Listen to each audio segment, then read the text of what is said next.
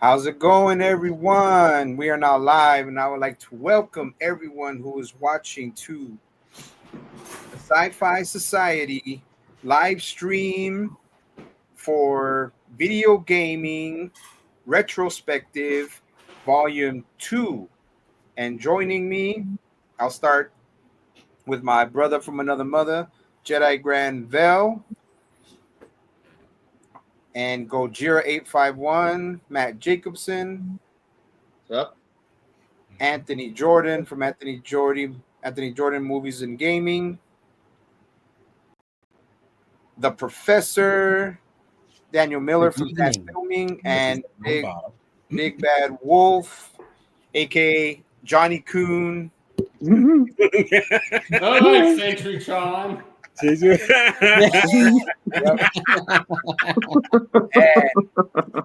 And as everyone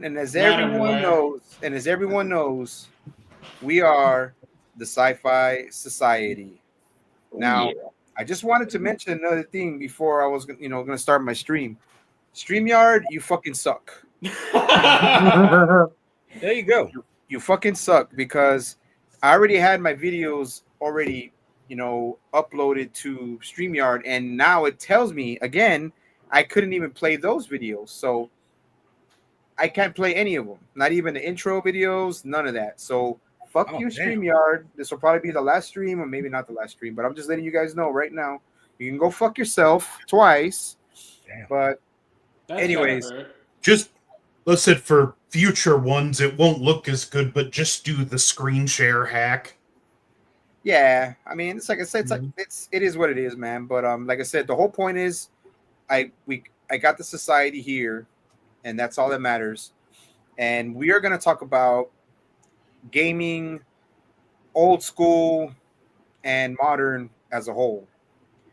And of course, all of us here, aside from Jedi Granville, have a lot of experience with video gaming, especially, people in mine and Anthony and Gojira 51's generation.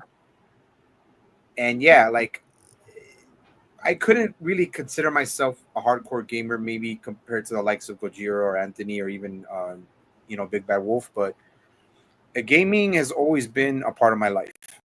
And we did already talk about one of my favorite games, which was Castlevania. We did a retrospective, I think, last year. But this is volume 2, talking about further information on what gaming means to us, the Sci-Fi Society. And yeah, I mean, I'll just, first of all, I'm just gonna give my little take on it, and then I'll pass it to Gojira 51. I started gaming.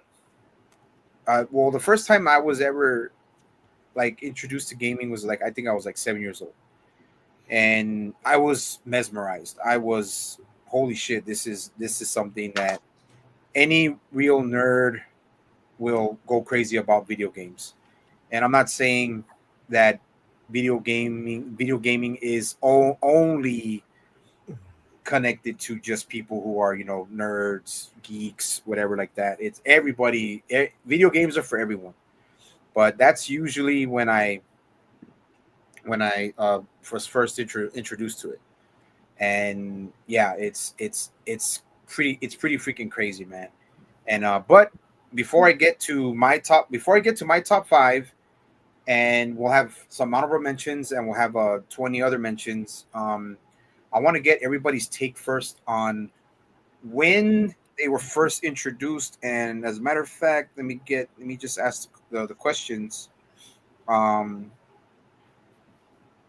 Let's just say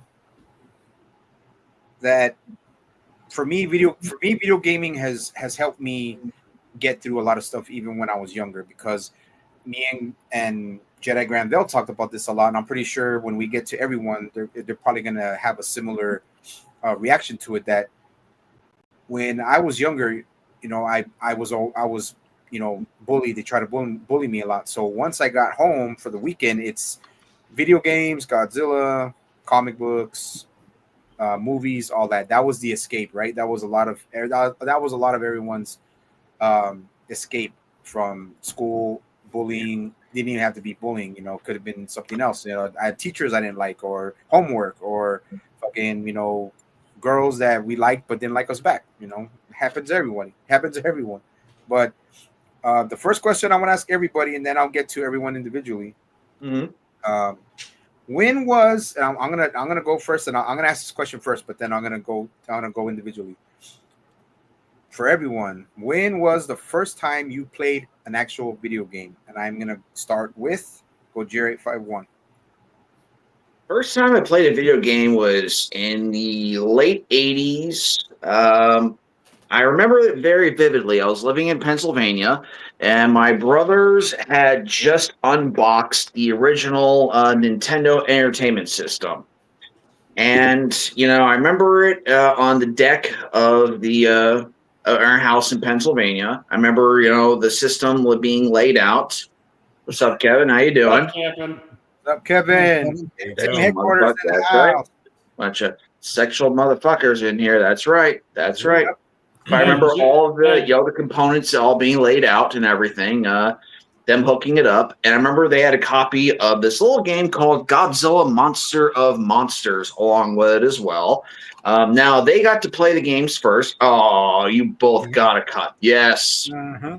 Now, they were playing Super Mario. Yeah, they played the crap out of that game. But I went over and I played Godzilla Monster of Monsters. Now, at this time, I think I was 2. I was born in 1985. So, I was 2. So, let's just say I kind of sucked at video games for quite some time. But, it's Godzilla. I'm a big Godzilla fan, a huge Godzilla fan. So, I just had fun. Just having fun. Yeah, I died a lot. I don't give a shit. I still had a lot of fun playing it. So, I'd say, that was the first time. Cool. Okay. Anthony Jordan. I can't remember how young I was when I first played video games, and I'm pretty sure it was the first Super Mario, but in 95, I think it was, I got my first NES, and my mom and me picked out a bunch of games at the flea market, and of course, this was one of them, and this is actually the first game I ever beat. Nice. Yep. Nice. Okay, before we get to the professor, everyone who's watching in the chat, Kevin Lambert, the badass Kevin Lambert from the Entertainment Headquarters, always show support for the channels, for the Sci-Fi Society Collective. Super Mario, and it was Super Mario Brothers. Okay, so was that the very first one that came, the Nintendo? I'm pretty sure it was a Nintendo one. So, but yeah, you're always welcome, Kevin. Thank you, my brother. I remember what it was now. Okay, I go was ahead. at a cousin's house, and the first game I played was Friday the 13th on the NES. Oh, okay. That was a good game. Nice. Frustrating, but good. Yeah. Now, before I get to the professor, I wanted to, if Jose Bertrand Primo watches this, he gave me this copy as a gift.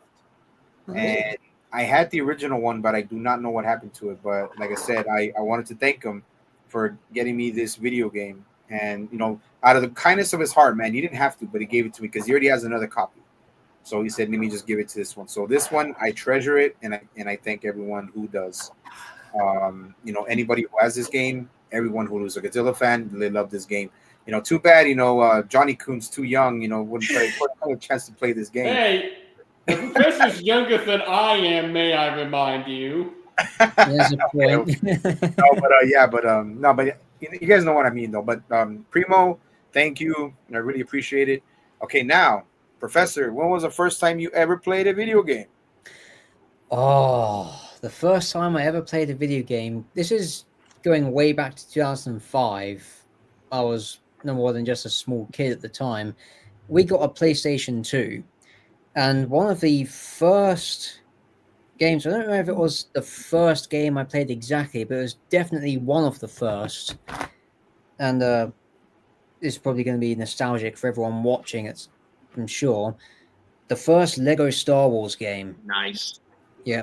Oh, I remember playing that back with my Yeah, that was a big the game Game when Boy I would was. count.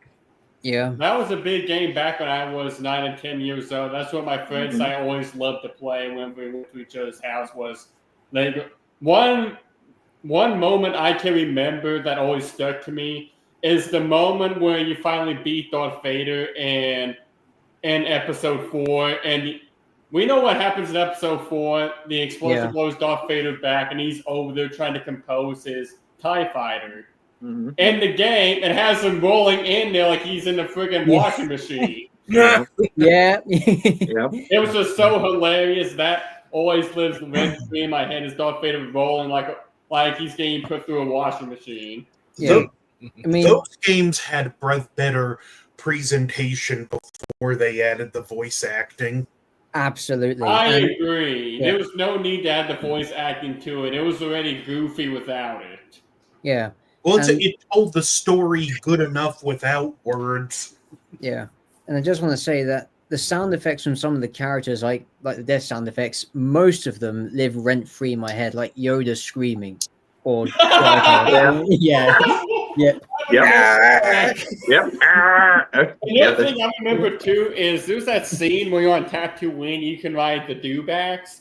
You know those little kangaroo-looking things hopping around? yeah. So usually when you killed anything, they would burst into pieces. I rode on a dewback and I had to bite one of those kangaroo-looking things. I kid you not. It didn't even break into pieces. It just disappeared. Yeah. It just disappeared in thin air as soon as he bit down into him. It's called a glitch.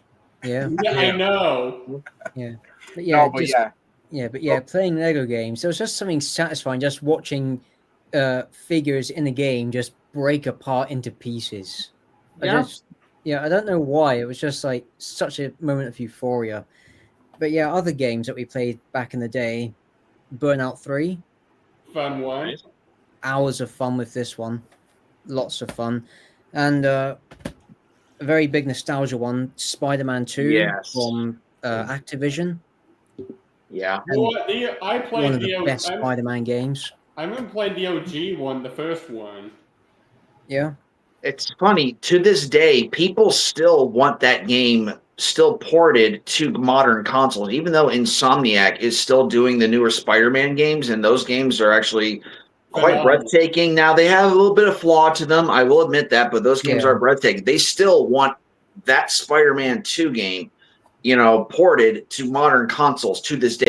That shows how awesome and how breath of fresh air that game was back in the day and still is to this day.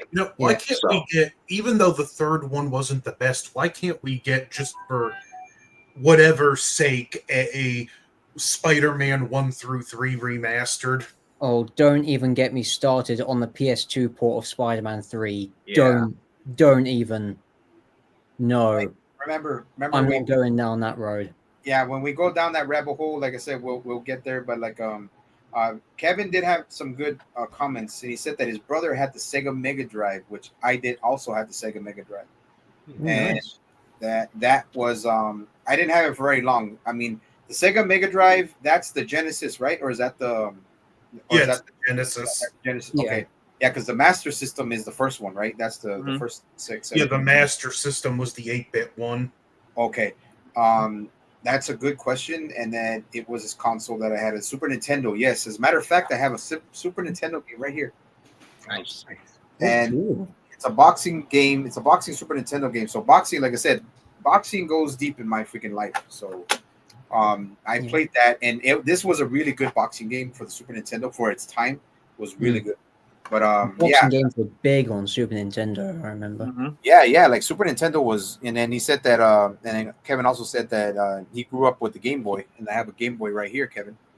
It's a Game Boy Advance, not the original Game Boy. I mean, if I had the original Game Boy, holy shit, that would yeah, like that's yeah. Go ahead. And at some point, we all had this, whether it be PlayStation, GameCube, or the Xbox. Yeah. See, that's one thing I always beg for is the Pipeworks Atari trilogy to be remastered. Yes. Sure. Yes. There was a petition out earlier in the year, but I don't know. That petition's been around since I was in high school. Yeah. This was a new one. Yeah.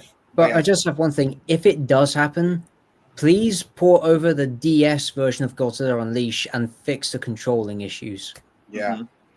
The DS. But Yeah, there is someone that's actually been working on coding. I forget what it's called, but it's like Godzilla Saves the Earth Melee Feed 2. And it's basically that guy's doing an emulator to where you can play it on PC. But at the moment, it's in its demo. But you can download all of that and go to his Discord where there's instructions on how to download it, what to do, and all of that you can literally just play with a controller. Ooh. I did it for a little bit until it started bugging out. Okay, cool. Now, John, when was the first time you played a video game? So it would be earlier than Professor's Day, so I would say 2003 or 2004, when my grandparents, when they first took me in for the summer, they'd take me to Mena, Arkansas, where my cousin Jake lived, and I would spend the month of July there with him.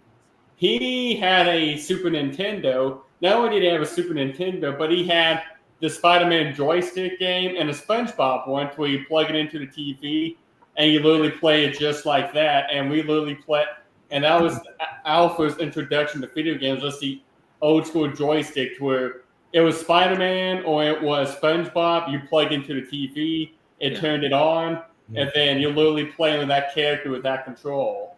But then when it came to the Super Nintendo, the game that always lives rent-free for me, like a lot of people, they loved Super Mario, Dr. Mario, and even Super Mario Brothers. For me, we always played Donkey Kong Country. Yeah. And that was the game I always loved to play.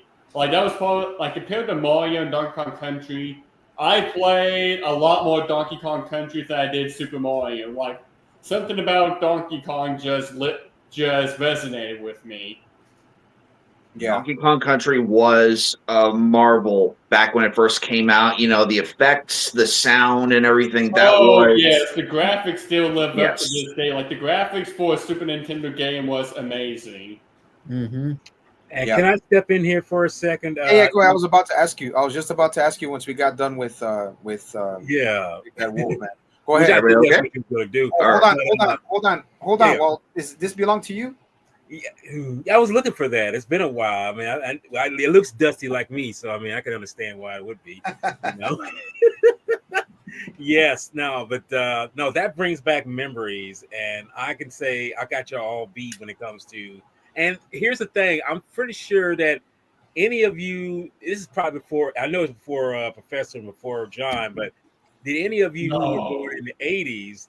Did you ever play at one of the arcades that were around that had the video games? I'm assuming you did. Now, I'll just answer that real quick. Okay. I fucking literally lived in the fucking arcade. Mm-hmm. Like my dad, they knew, like I said earlier in the beginning, like I was introduced to video games at a very, very young age. And my dad used to give me $3 of quarters when I used to stay with my grandmother during the weekend, and I used to walk all the way to the 7-Eleven. I'm talking about maybe at least a 20-minute walk all the way to the 7-Eleven, and just would buy a Coke.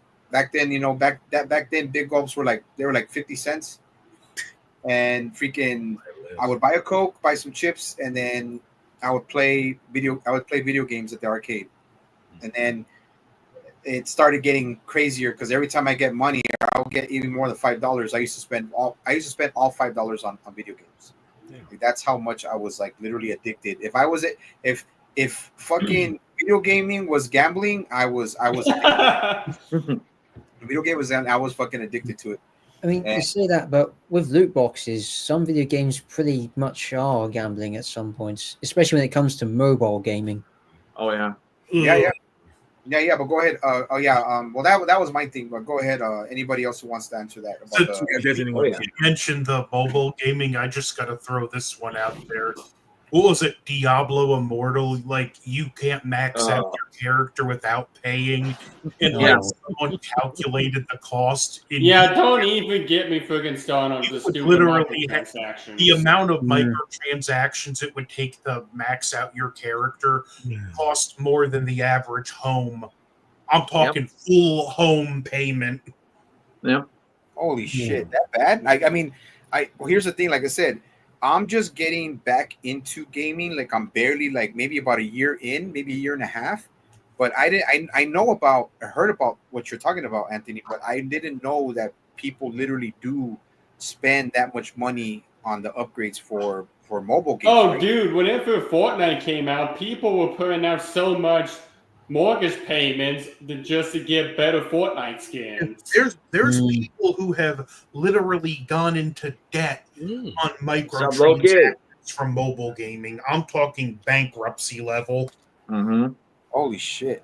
Yeah, that's why I don't do mobile games. I make friends when I go like, "Hey, do you play mobile games?" I'm like, no. One, they're stupid addictive, and I don't need to be spending that much time on my phone. Two, they lock you behind paywalls, and three, they literally make you watch advertisements unless you pay money to skip those advertisements. Or it's Yeah. like, oh, or they make it to where you watch them just so you get extra rewards for watching the advertisement. It's like, I don't need to be on my phone that much, so I'm wasting half the day because of that. Yeah. I don't really Yeah. see it as gaming, as I really see it as a way of just extorting consumers, really. Now gaming starting to become, I forget the term for it, but it's becoming gaming is starting to become an expensive I forget the actual term for it, but it's becoming an expensive hobby because now game devs are getting so greedy that they're upping the price. First, Yeah. Nintendo started upping their prices because of that. Sony follows suit, Microsoft follows suit, and now all the other AAA game devs are following suit on upping their game prices. Like now, you're literally paying $70 to $80 for a game. Yeah, And but like Borderlands, Microsoft did back off on that. like Borderlands 4, when that when they announced that the game was going to be $70, the game dev's response is, if if fans are truly fans of the Borderlands franchise, they'll find a way to pay $70. Like, no, screw you, 2K. Yeah. Yeah, like okay, no, you're right. Like I see, I've heard about that, and I know it's true, but like Anthony got more into in depth on that, and I didn't like I didn't realize it was that bad. Like I knew people would spend money and to upgrades or to upgrade characters and stuff like that, but I didn't know it was that bad. But Gojira, you wanted to get to I wanted to get to the question about what Walter asked about arcade cabinets. Well, one of my favorite arcade cabinets was Ninja Turtles. It was 4 player, and I just remember just spending hours playing that. I was always between either Leonardo or Donatello. Just love playing as those 2 characters. I also love first person shooters, but they didn't really have first person shooters as like arcade cabinets. So they had like on rail shooters, like House of the Dead or like Time Splitters. Terminator. You just kind of stand there and just like just shoot at stuff like that. They also had like really cool like Jurassic Park shooters as well, where you just just like shoot at dinosaurs pretty much. It's like, and they also, the cool thing about those, they actually show off different parts of movies as well. They actually enhance movies and other TV shows. Things they can't put into that, they actually put them in video games, like Terminator Judgment Day, like Terminator 2 Judgment Day. They had an entire opening sequence where they wanted to, we're talking about, where the Terminator was actually supposed to be helping the human resistance before it actually goes back in time, and help find John Connor and protect him. You actually play as the Terminator, and they actually give you actually like a big plasma gun. You actually stand there and you actually shoot at other Terminators and stuff and everything. And then eventually you go back in time and then you're actually fighting the T-1000. You infiltrate, Cyberdyne system, and you have to protect Sarah and John from like the SWAT team and everything. It's fun little, Easter eggs. But like in the arcade though, I love Ninja Turtles. That was like my big favorite one. The thing is though, when they did the arcade games, they always installed them with the hardest difficulty, so they always knew how to get you to lose all the time. So again, that was I think that was the first way of not really microtransactions, but also getting you to pump more quarters in. They always wanted you to lose. There's another time that I really got interested in gaming as well in arcades was Mortal Kombat, namely Yeah, show off a little nostalgia here. Now, I first started playing Mortal Kombat on Genesis, which we'll get to Genesis, but I saw it in the arcade as well, and the graphics were so much better. But all the characters are a lot harder to beat as well, especially, with the sticks. They beat you. You want to play again? That's 50 cents. Then you got to fight 2 at a time, 2-on-1. They beat you again, put more quarters in. Then you got to fight Goro. He's harder than everybody else. Put more quarters in. Then you can fight Shang Tsung. He's as good as everybody. Put more quarters in. Next thing you know, you're like 10, 15 bucks in the hole playing these characters. So, yeah, that was the first case of, them really getting at you. So, but, it was still fun stuff. So, but. You said, go ahead. What I was going to ask this real quick is now the reason why I brought up the arcade part, because I did spend some time in my youth, my teens, when I went, because the graphics, as Gojira said, they were a little bit better. But I know when I first was introduced to video games was my sister buying the first Atari game system for my nephew. And we had the basic, we had the basic Pac-Man, we had Asteroids, we had all these other things, but they were just kind of dumbed down, kind of looking graphics and everything. But when you got a chance to see the arcades, like not just the arcade centers, but also in movie theaters, I would like to say play the games, just try to, work out my skills and everything. And I realized, as Gojira brought up, I thought, and I believe now, and I like anything else, it was nothing more than a money-making venture. And this is probably one of the reasons I think when Anthony brought up about, someone literally going out with a mortgage to play one nowadays, it's like these motherfuckers know exactly what they're like. Say they saw the future. They say this could be home thing where it's like, okay, things could be where we can put this into view where it's like you're gonna pay up the ass just to make, get this winning streak or anything like that. You're gonna have to pay more money for this. So that's the reason I was bringing up that, because it was nostalgic for me. But at the same time, it's like these bastards know what they were doing. It's like y'all weren't trying to just get, to play or level up and be more beating the game. It's like y'all are trying to really drain people's finances just so you can, play it more. That's why I just wanted to bring that up. Well, it's also. Well, it's. I was gonna say. So give me a second, John. So I'll get to you right now. Fuck, bro. Let me tell you, the fucking video game cabinets made a fortune off of my ass. Like back in the days, dude. Because I spent like a lot. Like I'll just say this. Before we get to the second question, I was gonna ask to get to everybody, and we'll get to John right now. Konami came out with a fuckload of badass arcades, and Aliens arcade was one of them. Yes. Aliens from Konami was another one. Crime Fighters was another one. Remember Vigilante? There was a game called Vigilante, and then there was the original Haunted Castle. There was the original Haunted Castle, which was pretty much a knockoff of Castlevania, and arcade cabinets at that time, dude, were freaking booming, dude. Okay, so you mentioned Haunted Castle. I've played that one before. It's on one of the I think it's on the Konami Arcade Collection. Yeah. And when you get to the part where you're running down the bridge to get to the last part of the castle, not only is it an insanely long bridge, but it is physically impossible to dodge the bats, so you're just going to have to take hit after hit until you get there. Yeah. See, that's the whole part. Like back then, like it's like Gojira was mentioning, like it was and Jedi Granville, that like they put it on the hardest difficulty to make money. Like they want to make, even though it's 25 cents. Back then it was 25 cents. It didn't become 20. It didn't become 50 cents until I was already like maybe getting out of my teens. When they started like raising them up, Peter Piper Pizza, Chuck E. Cheese, Pistol Pete's Pizza. I remember the arcades were vast back then. The arcades were badass at the mall. Aladdin's Castle. I don't know if you guys ever heard of Aladdin's Castle. Aladdin's Castle. Aladdin's Castle, dude, was a fucking. To me, I was in heaven when I went to that fucking game, dude. When I went to that arcade game in the mall, and that shit was fucking amazing. But like I said, I'll get to John's question real quick. And Kevin, if he's still on here, Kevin mentioned that Gojira about the shooters. He mentioned Terminator 2 Judgment Day, and he mentioned that about the first person shooter arcades.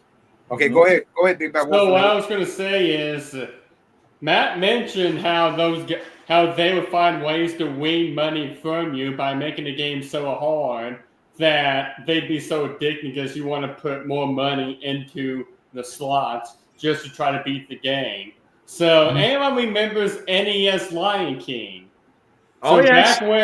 back when the game rentals were starting to become a big thing, one thing companies realized is the games were so easy that players would be able to beat them over the weekend, because back then game rentals would always just be a one-day thing or a weekend thing to where you only had 2 nights to beat the game. They're like, what can we do that can force players to spend more money to beat the game while they're renting it? Well, finally, this company makes Lion King on the NES. The first game that was so hard that players who rented it could not beat it in one night. They could not beat it in one weekend. They were forced to fork over more money just so they could try to beat the game, because that game was so ridiculously difficult that you were probably dying at every level to the point where you'd have to restart the game. Mm-hmm. See, well, here's another thing too. Before we get to the second question, Castlevania was also fucking notoriously hard. Mm-hmm. And Major Video. It was Major Video, and then it was Blockbuster Video. Those motherfuckers made a fucking killing off of my parents, bro. Because I rented that game every fucking weekend, dude. And I would keep it. My parents would even pay extra money for me to keep it longer, so I can try to beat it. And I still did not beat Castlevania 3 until I was 39 years old. And just before you get a second question too, go sci-fi.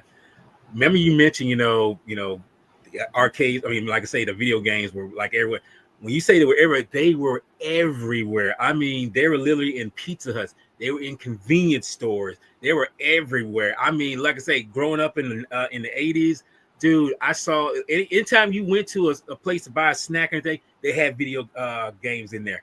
If you go into a Pizza Hut, they had them in there. If you went to some basic, like even McDonald's, they had some arcade in there. Mm-hmm. That's how addictive it was back then. I mean, hell, look at some of the TV shows. Look at some of the movies that invite you to say, look at these people playing arcade games in here. That's how popularized they were. I mean, it was just a growing biz, and we just know that. Look at it now. It's like it's billion, damn near $1 trillion. It's an empire. Yes, an empire. Yeah, and well, like I said, we'll talk about that after we get to the second question. But yeah, video gaming. Yes, there was the Good Time Store, 7-Eleven, Allsups. There's here in El Paso. There's a lot of there's a lot of places that are like mom and pops places that are famous here. There's one place called Chico's Tacos, and back then, when I was in high school, they had an arcade. They had at least like 7 cabinets of arcade games. And do not forget, Gojira and Anthony will quote me on this. Marvel versus Capcom. Yes. Oh, yes. I remember renting that on the Xbox 360. Marvel versus Capcom. Marvel, what is it called? X-Men, Children of the Atom, Marvel superheroes. Marvel vs. Capcom 2 specifically. That's the one. That's the big one. Marvel vs. Capcom 2, because not only was it have more characters, but constantly they kept on giving you multipliers for each character the more you played the game. That game was so addictive because they had a Dreamcast version of it come out, and you constantly earned new characters.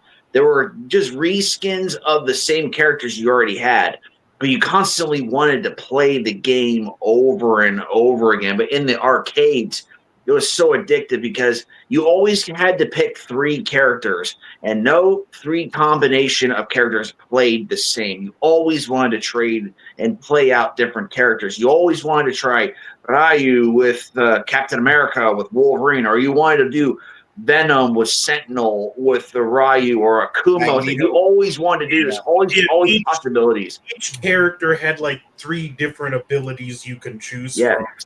Well, it So- reminds me of Some of Street them would Fighter have versus Tekken. projectile. Some of them would have like healing, and like with the exception of the last fight, which got hard. If you did Ryu, Iron Man, and Jill Valentine and set them all on projectile, you would just annihilate everything.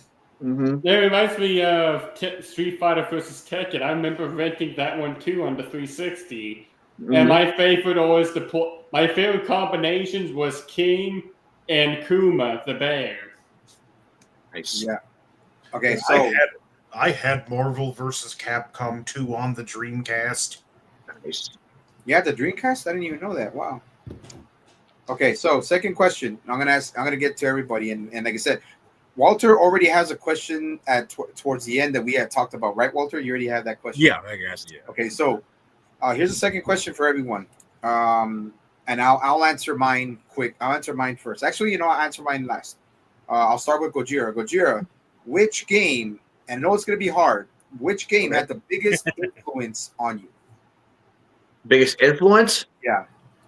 Did you say hard? Yep. She. Yeah. One word. Doom. Oh. Okay. Oh, Doom. Okay. Doom. Okay. Influence on me. Doom. Okay. Doom. Okay. Just Doom. Okay. I remember playing that on. I'm a hardcore Doom guy. I played that on the 32X. You know what a 32X is? Yeah. Okay, so we got the 32X. Oh, by the way, it looked like garbage on the 32X, and the music sounded like everybody was farting all the time. It was terrible, by the way. But I remember playing it on the 32X, and we're playing it. I'm just like, oh, this is awful, but it's so much fun. And then my brother Brian, he got it on the Super Nintendo, and I'm playing it, and there's no music at all. There's just sound effects. I'm like, oh, it's still fun though. And then we have this little confab little creation called the PC. And I'm playing it, and wow, it's so good. It's so good on the PC. I'm just playing it on the PC, and it's having fun. And then this new little system, which actually was an add-on for the Super Nintendo at first, which actually turned into its own system, the PlayStation.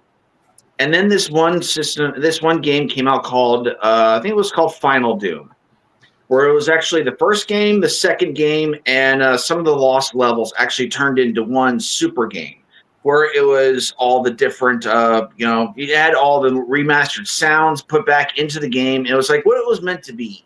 And actually got the full experience of playing Doom. This idea of making different characters from different films together, brilliant way. That's right. That's right. Yeah. But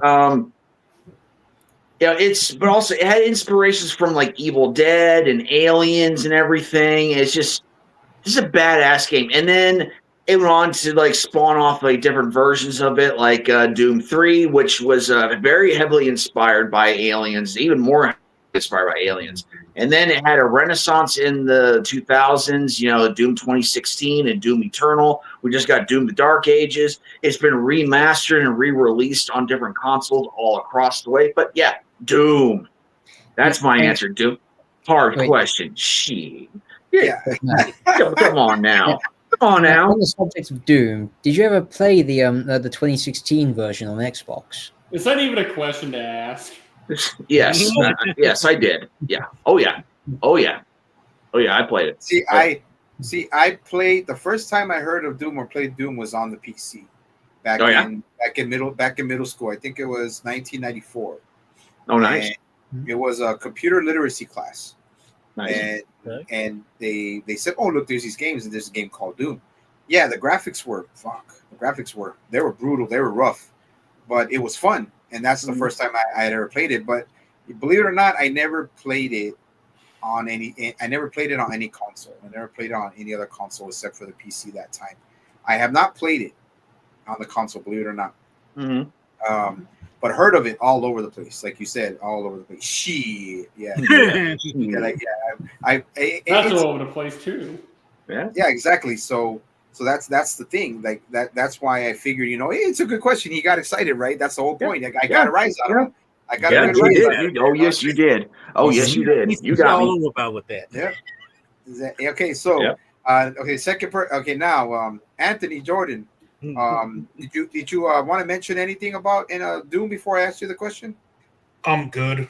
Other than, I'm just going to say, people need to cool it with the hate for Doom 3. Some of you kids were too young to remember how revolutionary that game was, in that everyone loved it when it came out. Just because some idiot on the internet says it's okay to hate that game doesn't mean you have to.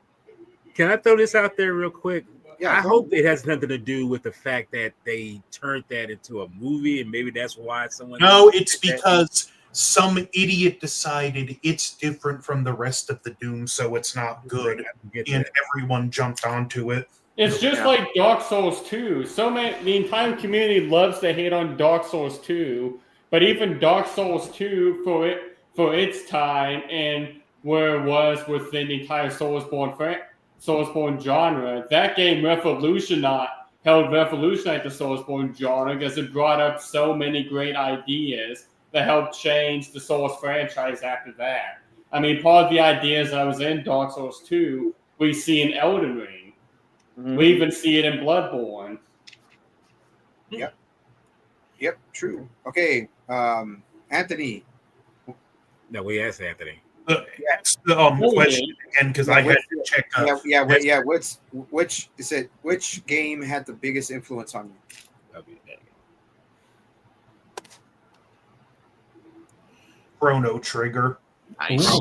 That's a good one. I've never heard of a real good one. My all-time favorite game. It's a time travel RPG, and one of the many things that makes this game so special was the team that made the game.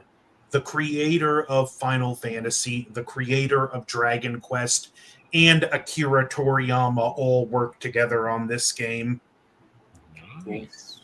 And it's a great turn-based RPG that's got some stuff that's complex enough to give more advanced players fun, but simple enough a new player can pick it. But what really made this game special, it had a new game plus where you can start a new game at the same level you are when you beat the game, with all your items, equipment, money, everything, and you can play through the game again. And if you beat it at different points, you get different endings. This game had a total of like 12 different endings, one of which was notoriously hard to get because there's a part where you have to do something with this pendant, then go to this part and get into a boss fight. And to get that one ending that always eluded me, I had to activate the pendant, leave,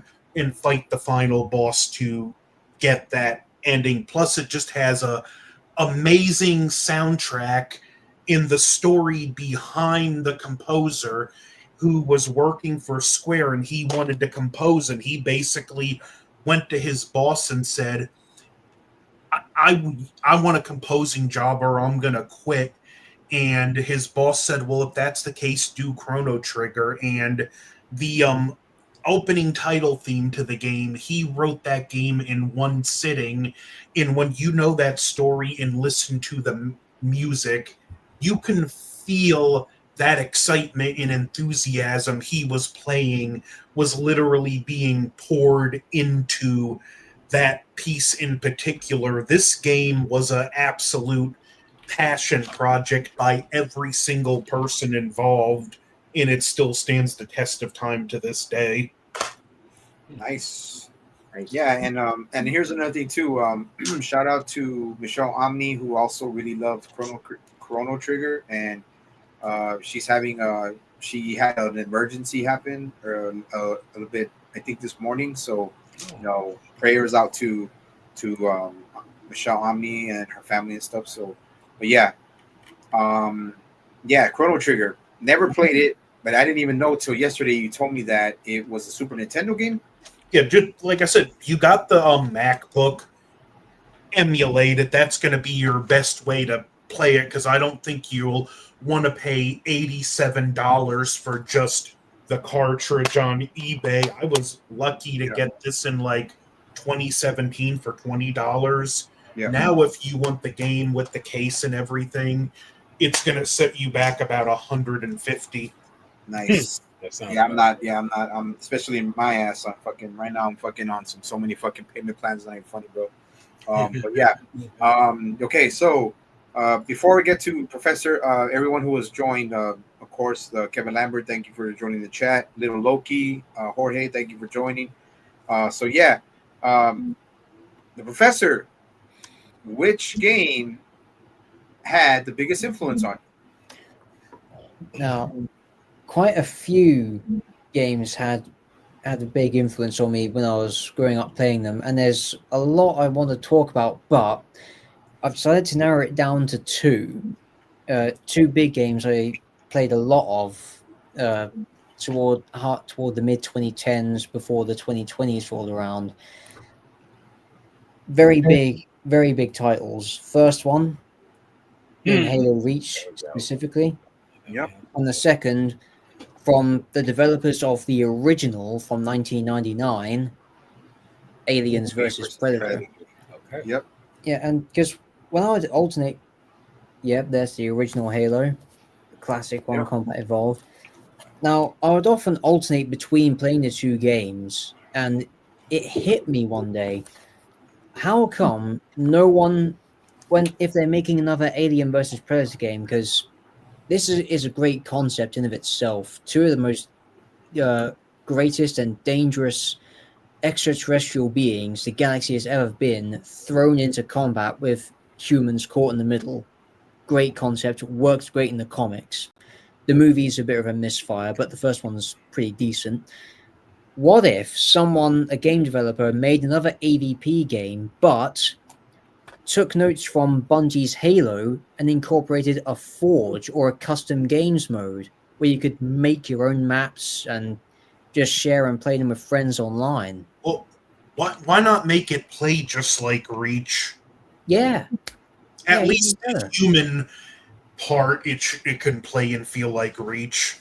Yeah, it can feel like a perilous suicide mission that like you're hoping none of the main characters die, but they end up dying anyways.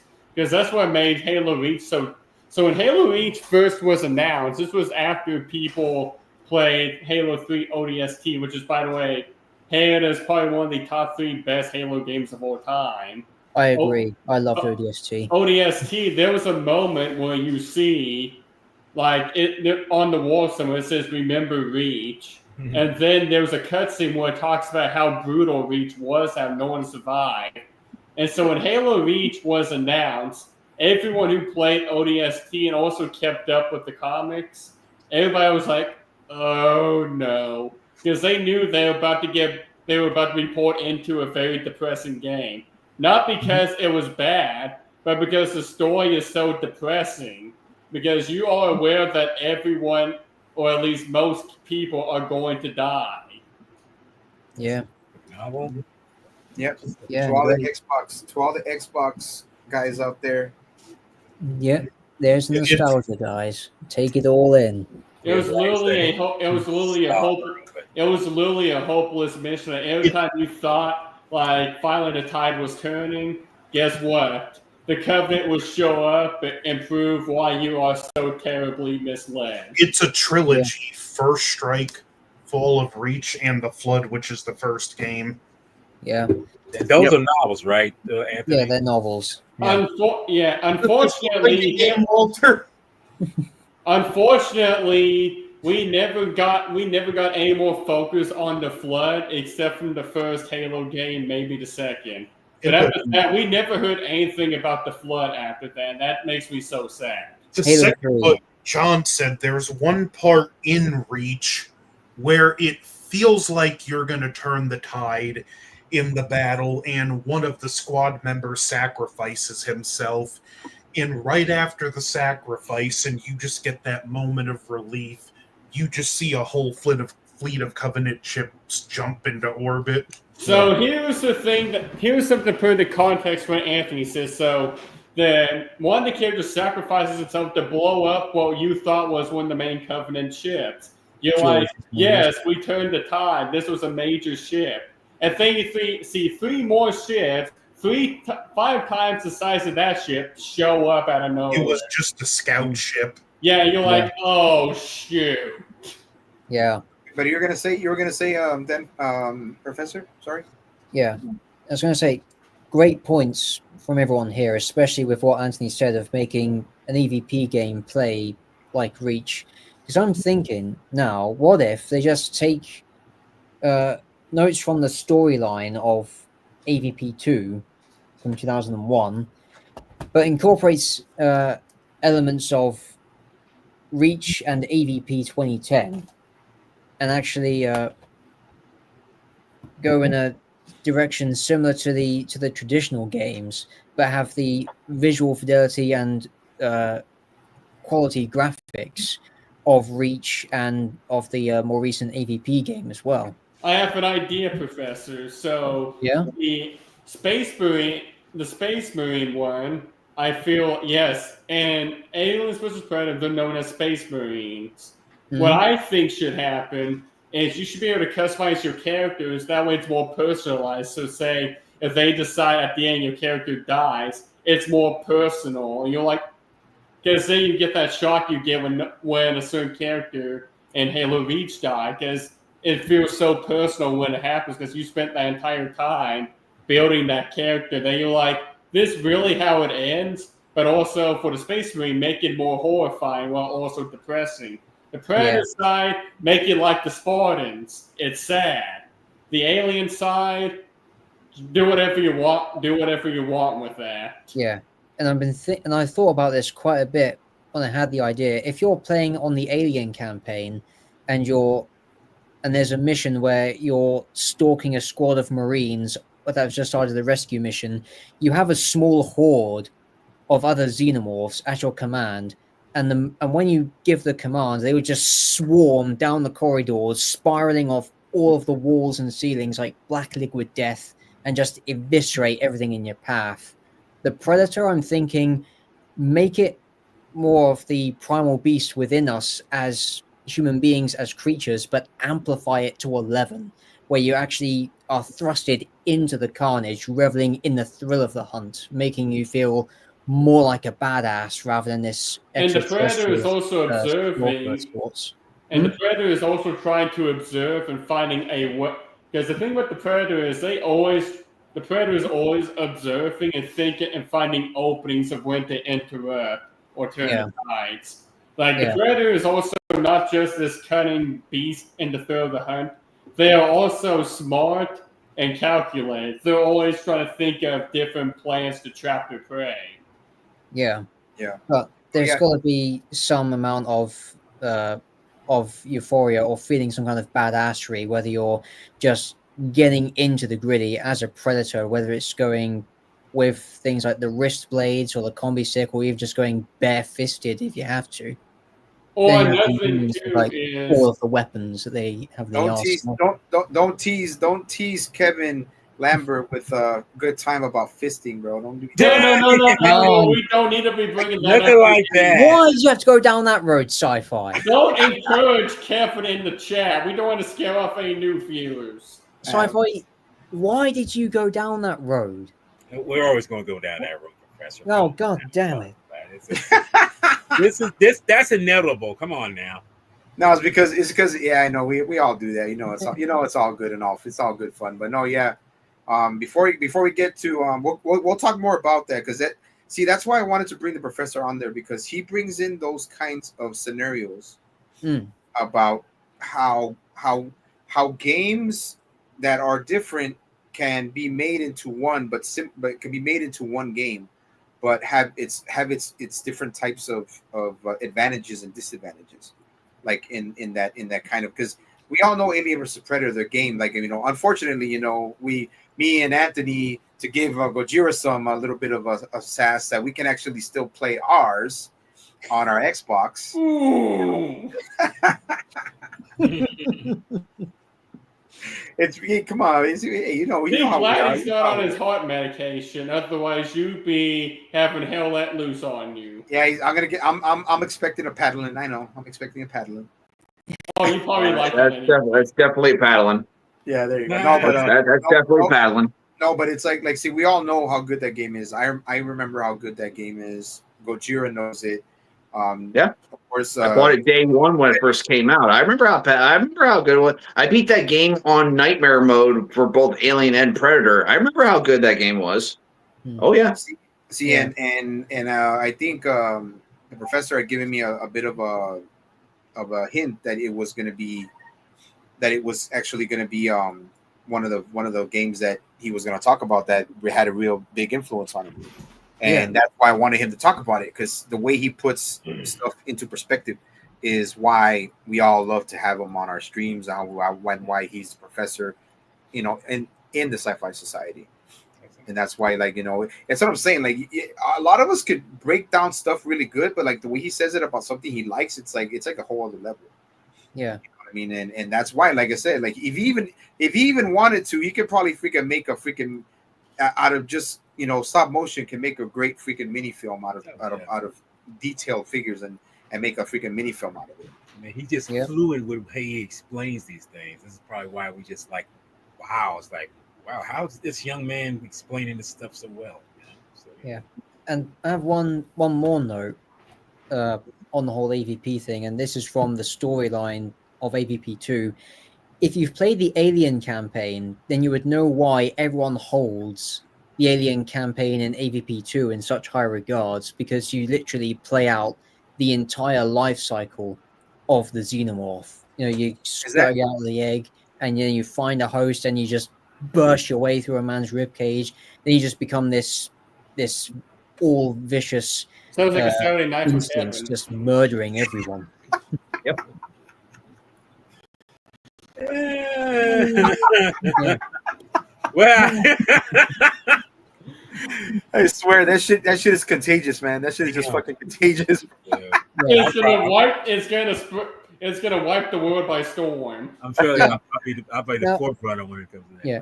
Now, sometimes when I play video games, I try to be diplomatic in the violence, but when it comes to playing the xenomorph, it's like you can't not get drenched in the most gleeful dismemberment you've ever controlled. Yeah, and I was gonna ask that is that a movie, the one that you're holding, or is that a game? No, this is the video game from 2001. Yeah. This was originally for the PC. Oh, okay. Yeah, so that's the PC game. Oh, okay. Yeah, but they reported it to the Mac, which now, because the Mac's updated, it's no longer accessible. Yeah, at least physically on the Mac. Okay, well, no, yeah, but like I said, we really appreciate, and we like I said, we always like to hear your thoughts on and takes on the, you know, especially that kind of thing, you know, especially what has a big influence on you, which is the Alien vs Predator game. You know, like when I get to mine, trust me, it's gonna get there. But let's get to. Thank you, Professor, of course, for the breakdown and everything. So, Big Bad Wolf, what was the game that influenced you the most? So I'll give two as well. One would be Halo Reach, because that's the first time where you literally get this character that you spend this entire game through with. Because before they did the Master Chief Collection and changed it where the only way to earn XP was to play online, you could earn XP and earn points through playing the campaign. And then you could use those points to give your character a new armor plating on the helmet, or the visor, or the light, the chest, the gauntlets, the boots. You could literally earn so much to personalize your character. And then at the end of the game, you literally watch your character die. And that's like one of the first moments of shock value that you're like, no, because you spent all this time personalizing your character just to watch them die in the end, that you're like you just feel so distraught because you spent that much time that you got close to that character to such a personal level. And then another one that impacted me would be Dragon's Dogma. It was such a a lot of people hate on it because one, no active time trap, no active fast travel, which I love because it forces you to explore the fast world. Though I wish it was bigger, I wish the game was bigger with more story.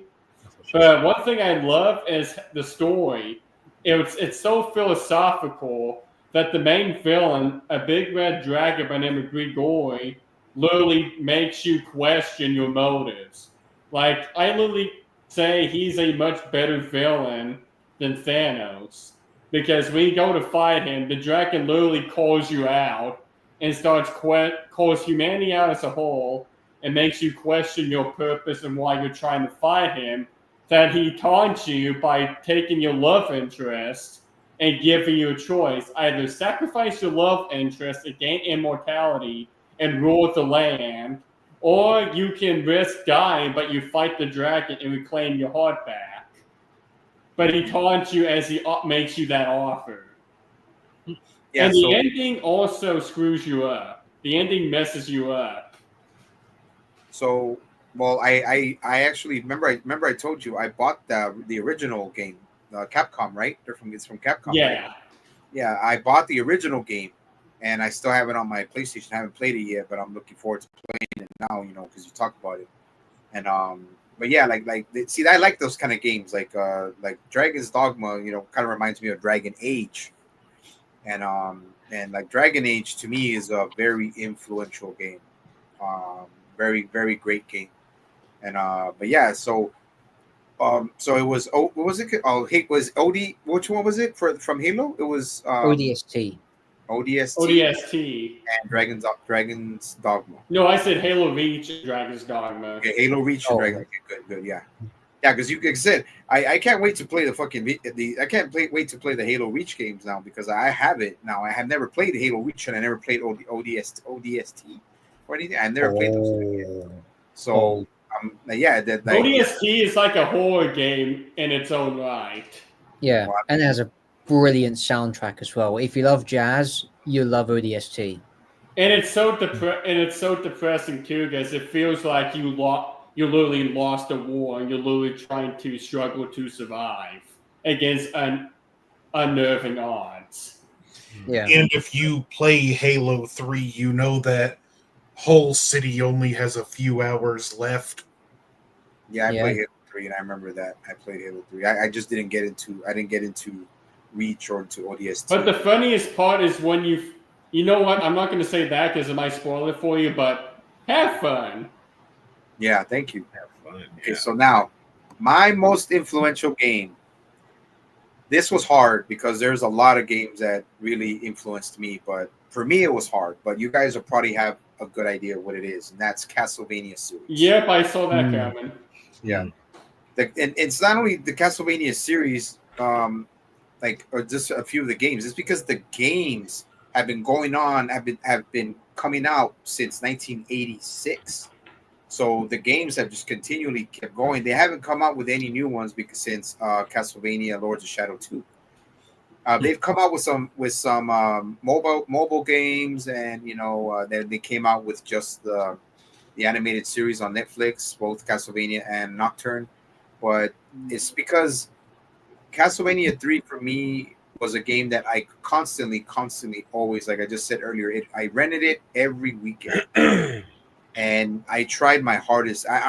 Each time I rented it, I would get further and further, but the furthest I got was to the Grim Reaper, and I couldn't beat the Grim Reaper. It was just so hard, but I would just, okay, fuck it, take it back, rent it the next weekend. But then it became a yearly thing where the Super Nintendo came out and Castlevania 4, Super Castlevania 4 came out.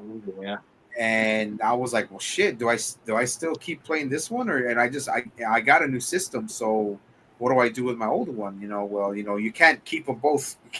You only have one TV, so you have to keep disconnecting each one to play the games, right? So, and then, middle school came, girls and, high school and all that stuff, whatever, how that shit goes. But, yeah, I did not beat Castlevania 3. Castlevania 3 for me is is my favorite one. There's a lot of them. Like I said, when we get to the honorable mentions and other favorites, but Castlevania for me was the most influential. But yeah, man. But now that we're moving on, before we get to Jedi Grand Bell's question, now we're gonna get to everybody's top five favorite games and top 5 honorable mentions and then 20 regular mentions. So I'm gonna start first with mine, and I had to write them down. I had to write them down. So yeah, you gotta write that down. write them down. So of course, I'll bring them right here. Well, first you already know Castlevania 3 was probably one of my top favorite. And then it's Okami Amaterasu. Yep. Nice. That's a good view. Had to put Amy in there. Had to put Amy. She's up there. And then the next one is How you say it, Professor? She's a big bitch. That's a huge bitch. Huge bitch. Hey, thank you. Anthony can agree with this one. Yeah. Yep. Yep. Don't That's drop it. him, Anthony. Mass Effect. And then hold on. Oh yeah. Oh yeah. Ooh, Ninja Gaiden Black. Ninja Gaiden. And the game that literally got me into modern gaming consoles and to reignite the love of gaming. Oh, Ooh. that Yeah. game helped inspire Yeah. that game helped inspire a story series I'm writing. And see, I know when you talked about it, sci-fi, it's like, see, you talked about that in good detail. I'm just like, damn, you brought out the passion of it, you know. The Ghost of Tsushima, dude. That is a beautiful game. Everything, the combat, it takes a little bit of getting used to, but the combat is amazing. The storytelling, the visuals, the overall game is great, man. It's an amazing, like, one of a kind masterpiece. To me, it's a fucking masterpiece. Like it's just like this one, just like Okami Amaterasu. This one came out in 2006, and this game, I did not play this game until 2019. And I fell in love with this game, dude. And it's got everything. You're going through a bad day, play this game. It's heartfelt, it's family oriented, it's fun. It has humor, everything. Even the artwork is very basic, but it's very, to me, it's very like it just gives you that kind of like heartfelt kind of, if you have a down day, a shit day, you can play it and you'll feel better. It gets you to the feels. I'm assuming. Yeah, and then Ninja Gaiden. Well, shit, Ninja Gaiden is, that's a hardcore fast action hack It's and a slash. button masher, much like the Devil May Cry series. Yeah, it's a button masher, fast, hardcore, freaking mutilations, death, blood everywhere, like that. That's the type of shit that I love. And this one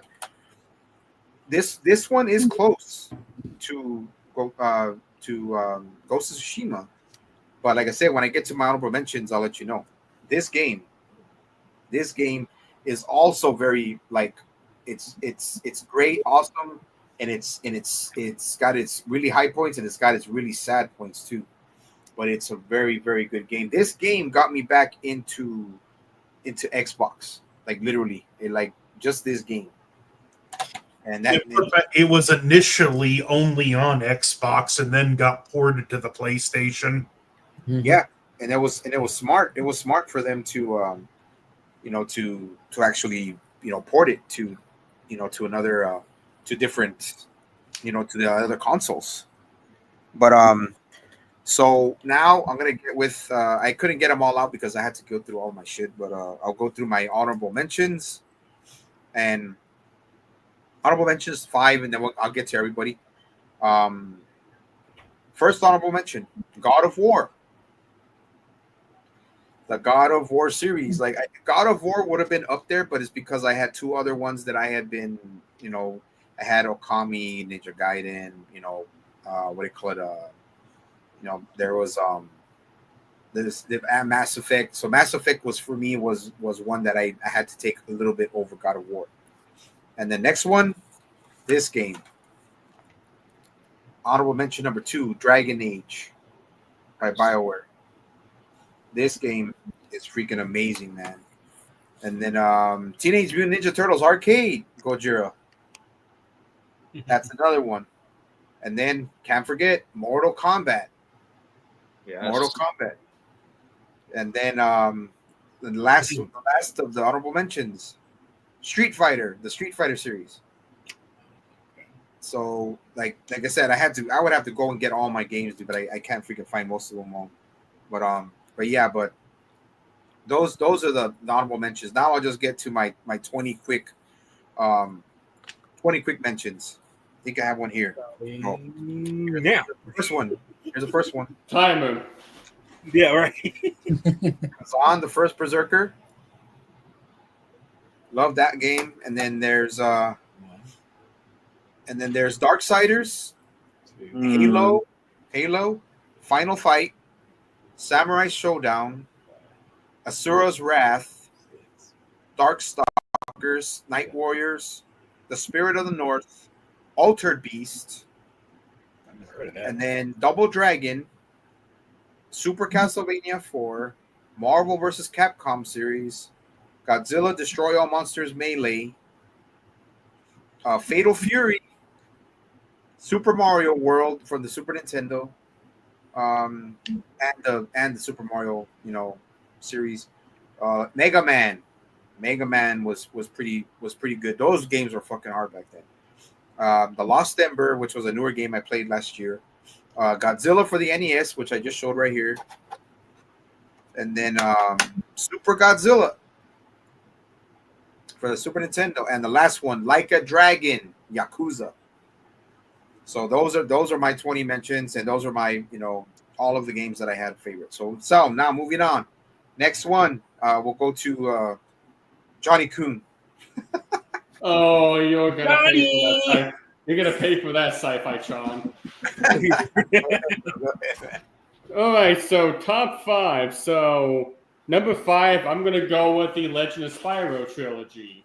Many friends of mine prefer the OG Spyro trilogy, as I agree with them. It was really good, masterfully done. You couldn't do it another way, Dan. But the reason why I have it in my top 5 was I felt like the storytelling was incredibly masterful. I liked the darker Fantasian story that they did with it, how they took the character Spyro and they went a different route with him. I felt Gary Oldman and Elijah Wood did a great job portraying both characters. Elijah Wood played Spyro, whereas Gary Oldman played Ignitus, the fire dragon that went to be a mentor and a father figure to the Purple Dragon, and how to explain what the uniqueness of Spyro being a Purple Dragon, how unique the Purple Dragon is. The Purple Dragon is hailed like an avatar. Like when one is born, it's literally like they are the masters of all elements and must be protected. Number 4, the Turok franchise. Yeah. Notably, Evolution in 2008 for me. 2008, I played back on the GameCube. My favorite thing to do was to put in the cheat codes to unlock all weapons. And I would get out this black cube that I would throw at a big group of enemies. And it turns out to be a black hole that sucks them all in. Mm-hmm. I would always do that just for craps and giggles. Because I'm like, you know what? I don't want to deal with you guys. I'll just throw a black cube and just suck them all in. Just keep going about as I will in the levels. Whereas the 2008 Turok, I enjoyed because the executions you got to do on the dinosaurs. Like there's so much executions you got to do with the knife. And I also loved how you can use the dinosaurs to fight the bad guys. You can literally lure dinosaurs to fight your enemies, and they will literally be killing them effortlessly. And I find that super hilarious. And which makes me excited for Turok Origins, which We're not sure when it's coming out, but it is in development by the same people who made Space Marine 2. And they have revealed that you can have an option to play this game in first person, which makes me more excited. Number 3, let me pull up what I sent to Sci-Fi just to make sure I don't screw myself up. Well, the thing is, you did send it to me, but since StreamYard are a bunch of bitches, they won't let me pull up those pictures. Well, luckily I can just pull this up like so. Sucks. Number 3, Warhammer 40k Gladius, which is PC exclusive. I love Warhammer 40k Gladius. My friend Redbeard and I frequently describe it as Civilization, but much better. It's just the way it plays is so much easier. Each faction has their own strengths and deficits. And like each faction, there's a certain way you have to play with them in order to be good and to annihilate all the other factions. And I love that because it teaches you that you can't play a faction the same way as the others because each one has their own strengths and weaknesses. There's a certain way you can play as them, but you also can't play as them in other ways. And it just makes it more unique. Mm-hmm. Which, by the way, my favorite faction is Tyranids and Necrons. Mm-hmm. And then number 2, gotta give it to the Pipeworks Atari Godzilla trilogy. Those were the only. I played many fighting games, but that fighting game was the only fighting game that I was a beast at. I could literally beat anyone at that game. You wouldn't beat me. We'll see about that. That's not. I doubt. I beg to differ, Big Bad. I'm sorry. I just love the challenge modes where you could just pick any monster you want and just destroy the entire city to your heart. Oh yeah, I love destruction mode where even if someone managed to beat down your health, you just jump right back up and continue destroying. Like it's really not a game of can you beat this monster. It's a game of let's see who can cause the most destruction in this amount of time. But Godzilla Unleashed really, I can understand why they maybe this game they don't and say they remastered it. I can understand why it does get remastered to PC or consoles. I would say this: the Wii controls for Godzilla Unleashed are superb compared to the PS2. Like you literally felt like you were uppercutting a monster the way they did the controls with the Wii. Yeah, and I feel like you could not do that any other way. It was so masterful with how they did it. Yeah, not only that, but the graphics were far superior to the PS2 port. That, and you had a much bigger roster of kaiju to play with. Oh, yes. I mean, that game was the first game to bring in King Caesar, Titanosaurus, Varan, Biollante. They also had plans to bring in 1998 Godzilla, Gamera, King Kong. But because of copyright issues, and because Toho and Kadokawa still didn't get along, they couldn't bring them in. But they did bring in 2 great additions that were their own creation. Obsidius, which is a giant lizard made of molten rock, and Crystallock, a giant lion crystal lizard. Which I always said, if they were to make a movie on King Caesar, I feel like Crystallock would be a great one to pair with King Caesar because they are so similar and alike in many ways. Mm-hmm. Yeah, I was just gonna say, hold on, before you continue, John. Yeah, Kevin, Pac-Man, dude. Pac-Man's that's a legendary game, dude. That game is you. That game is endorsed. Yeah, you cannot like anybody who would mention video games could not say that they've never played Pac-Man. My sister had a mini small arcade arcade games with Pac-Man, dude. I think she still has it, but it's amazing. But it's literally the OG arcade game. Yeah. Along with Space. So now my number 1 is Monster Hunter. Give me a game where you literally just go in, beat the crap out of a monster as many times as you like, get their parts to make their armor and weapons from, come back, test your weapon or your new build you did, and fight that monster again just to see if you can beat it in a quicker time than you did the last time. You forgot something. What's that? Get your friend yelled at by his mom because you're cussing at the game. Yeah. Not my problem. I know. But yeah, the best part too is also before World Rise of Wilds came out, it had great story, as most of the stories within the earlier Monster Hunter, you're just a hunter trying to protect your village. Because the whole story is an elder dragon wakes up, causes issues. They think it's this monster, ends up being a flagship monster causing issues. You fight the flagship monster, only it turns out it wasn't the flagship causing the issue, but it was a much bigger issue going on than you realize. And it's such a greater storytelling of there's always a bigger fish somewhere. Right. Yeah. There's always a bigger fish. And then honorable mentions. Dragon's Dogma, I mentioned. Great RPG with great storytelling, though it has its issues. The Elder Scrolls series. Superb RPG franchise. And I also love they made a couple of games where you could be a werewolf, which is why Skyrim is up there for me. Same with the Fallout series. Great RPG. Post-apocalyptic. Nuclear winter. How could you not love that? Aliens versus Predator. Yeah. I mean, that was a game I played the heck out of on the 360 before I got a PS4. That was the game I always played. Because, one, they made playing the Predator so satisfying. Yes. They portrayed him as like, you're this hunter and a mighty warrior. And the Space Marine, it was literally a horror game. Alien, you're literally just animal hunting. Yeah.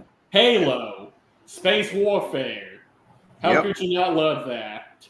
You felt like you felt like the Juggernaut in space. And then also, you got to give it to the Space Marine games. Third-person games are a lot like Gears of War. Give me a game besides that where you load chainsaw an orc or a Tyranid in half with your chainsaw. Give me a game where you feel so diplomatic that the final battle has you fighting with your fellow Space Marines against the Chaos Forces. And then top 20, let's see if I can blitz my way through it. All right. The Soulsborne series. Crash Bandicoot. Pac-Man. Doom. Call of Duty. Battlefield. Metal Gear Solid. Let me think. The earlier Dragon Age games. Yes. Not the new crap that they're trying to do now with us. Oh, I forgot to mention this one. This one was also really good. Childhood. I remember I that. heard about that. That one Star was- Wars Battlefront 2. My favorite part was when you could pause the game and switch sides, and your character gets freaking launched, lets out a loud scream as he comes plummeting to the ground. Motorcycle versus ATV, where you could drive to the end of the earth and get launched across the map. The Cabela's Dangerous Hunt series. Cabela's Dangerous Hunts. Those were my childhood growing up. The Rampage franchise. Play as monsters, wreck cities, eat people. Primal Carnage, a fighting game where you play as prehistoric monsters. And it had their own fatalities. Mortal Primal Kombat. Rage. Yeah, sorry. Primal Rage, right bad. Don't yell at me, Primal nerds. Rage. Yeah. Mortal Kombat. A wide array of characters, great storytelling. My favorite will always be Noob Saibot, Shao Kahn, Reptile, and of course, Scorpion. Soul Calibur, Aeon Calcos, aka Lizardman, my OG character. Let's see.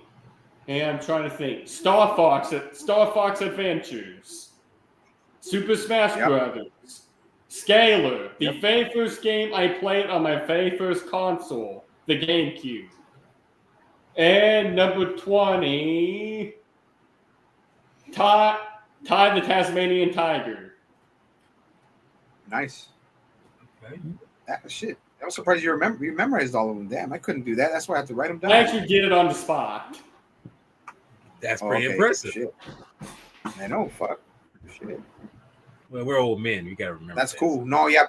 But here's another one. Before he gets to Matt. this one was pretty much another one that I loved, the Need for Speed franchise. That's the one that's the one that started the Fast and Furious craze, maybe. Right. It was like a knockoff of Fast and Furious. Okay, so this came before Fast and Furious. Can you guys hear me? Yeah, we can hear you just great. You're just going in and out like her. Okay, it's a little there's a little bit of a lag, but it's He all goes good. in and out. Okay, and so in Gojira. and out. Well, Gojira, your turn, brother. Drum roll, please. So my top 5, actually, these are my top 5 favorite franchises. These actually cover multiple games. So then I'll get into my honorable mentions and blah, blah, blah. Okay, so number 5, the Mortal Kombat franchise. This is the first game on the Sega Genesis. This is the most recent game on the PlayStation 5. So, yep.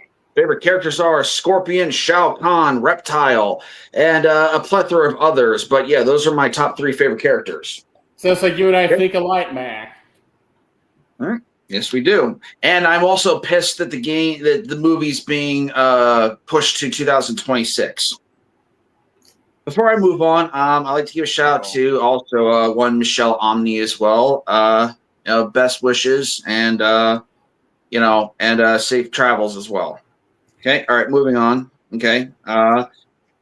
Number 4, the Resident Evil franchise. Love these games. The movies are very hit and miss as well, but love the games, all of them. Part 5 was maybe not part 5. But anyway, Resident Evil franchise. Okay.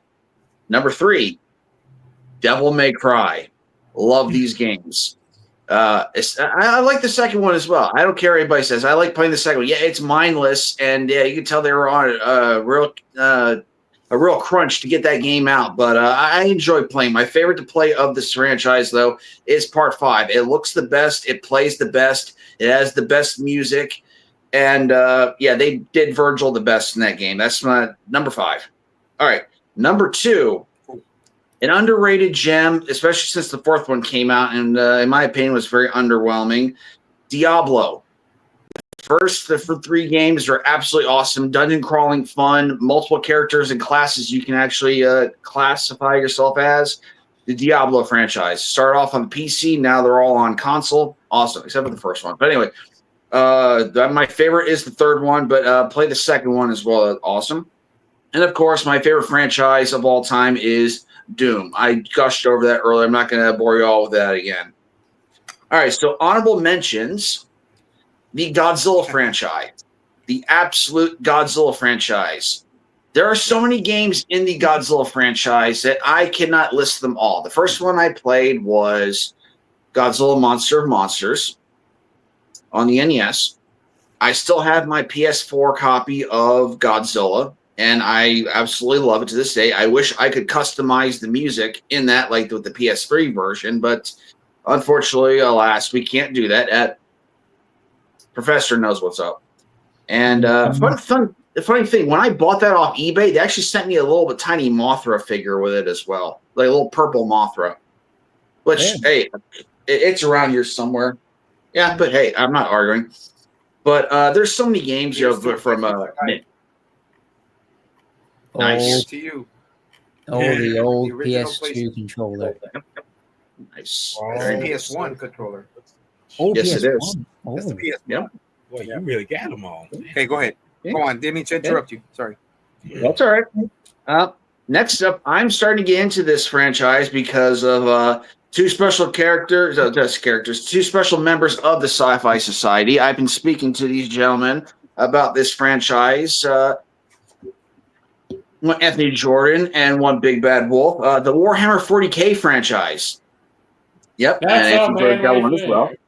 Yeah, and I'm a big fan of Space Marine 2. I'm looking forward to year 2 to begin soon. They have a bunch of goodies coming our way, a lot of free goodies and DLC goodies coming soon. But I look forward to the free goodies they got coming to us. So, And it looks At like least we're finally getting a Salamander's cosmetic pack. And at least the microtransaction is cosmetics and not something to improve and not something to give you a buff. Right. Mm-hmm. Next up, the Batman Arkham series. Those games are absolutely awesome. Ooh. Absolutely awesome. Best depiction of Batman. Yes, absolutely. Strangely enough, I really like the first one the most. It doesn't play the best, but I love the atmosphere of the first game. But I think graphics-wise, the Arkham Knight is the best looking game and the best gameplay-wise, but I think the best atmosphere is the first one. I say Origins had the best story. Because I love the conflict between Bruce and Alfred, which I use that as inspiration to a story I'm writing. Honestly, I'd also give Origins the best atmosphere because of how it captures that Christmas Eve feel. Okay, I gotcha. That scene of Joker yelling at portraits in the pear tree will always live in my head. Also, I love Deathstroke as well. That's one of my favorite villains as well. Oh, that was also the best fight in the entire Arkham series. Mm-hmm. Another PC gem that I got to enjoy before I don't really PC game anymore, the StarCraft series, especially StarCraft 2. Those are fun games. I love Command and Conquer games where you create an army, you create a base, and you go off and then you fight other enemies and stuff. My honorable mention, Alien vs. Predator Extinction. That was on the Xbox. You actually have an alien team or a predator team or a marine team where you actually go off and you fight and you do like little missions and stuff like that. So fun stuff like that. A very rare game nowadays. Well. Yes, it was. It was a very rare game nowadays, but yeah. Oh, yeah.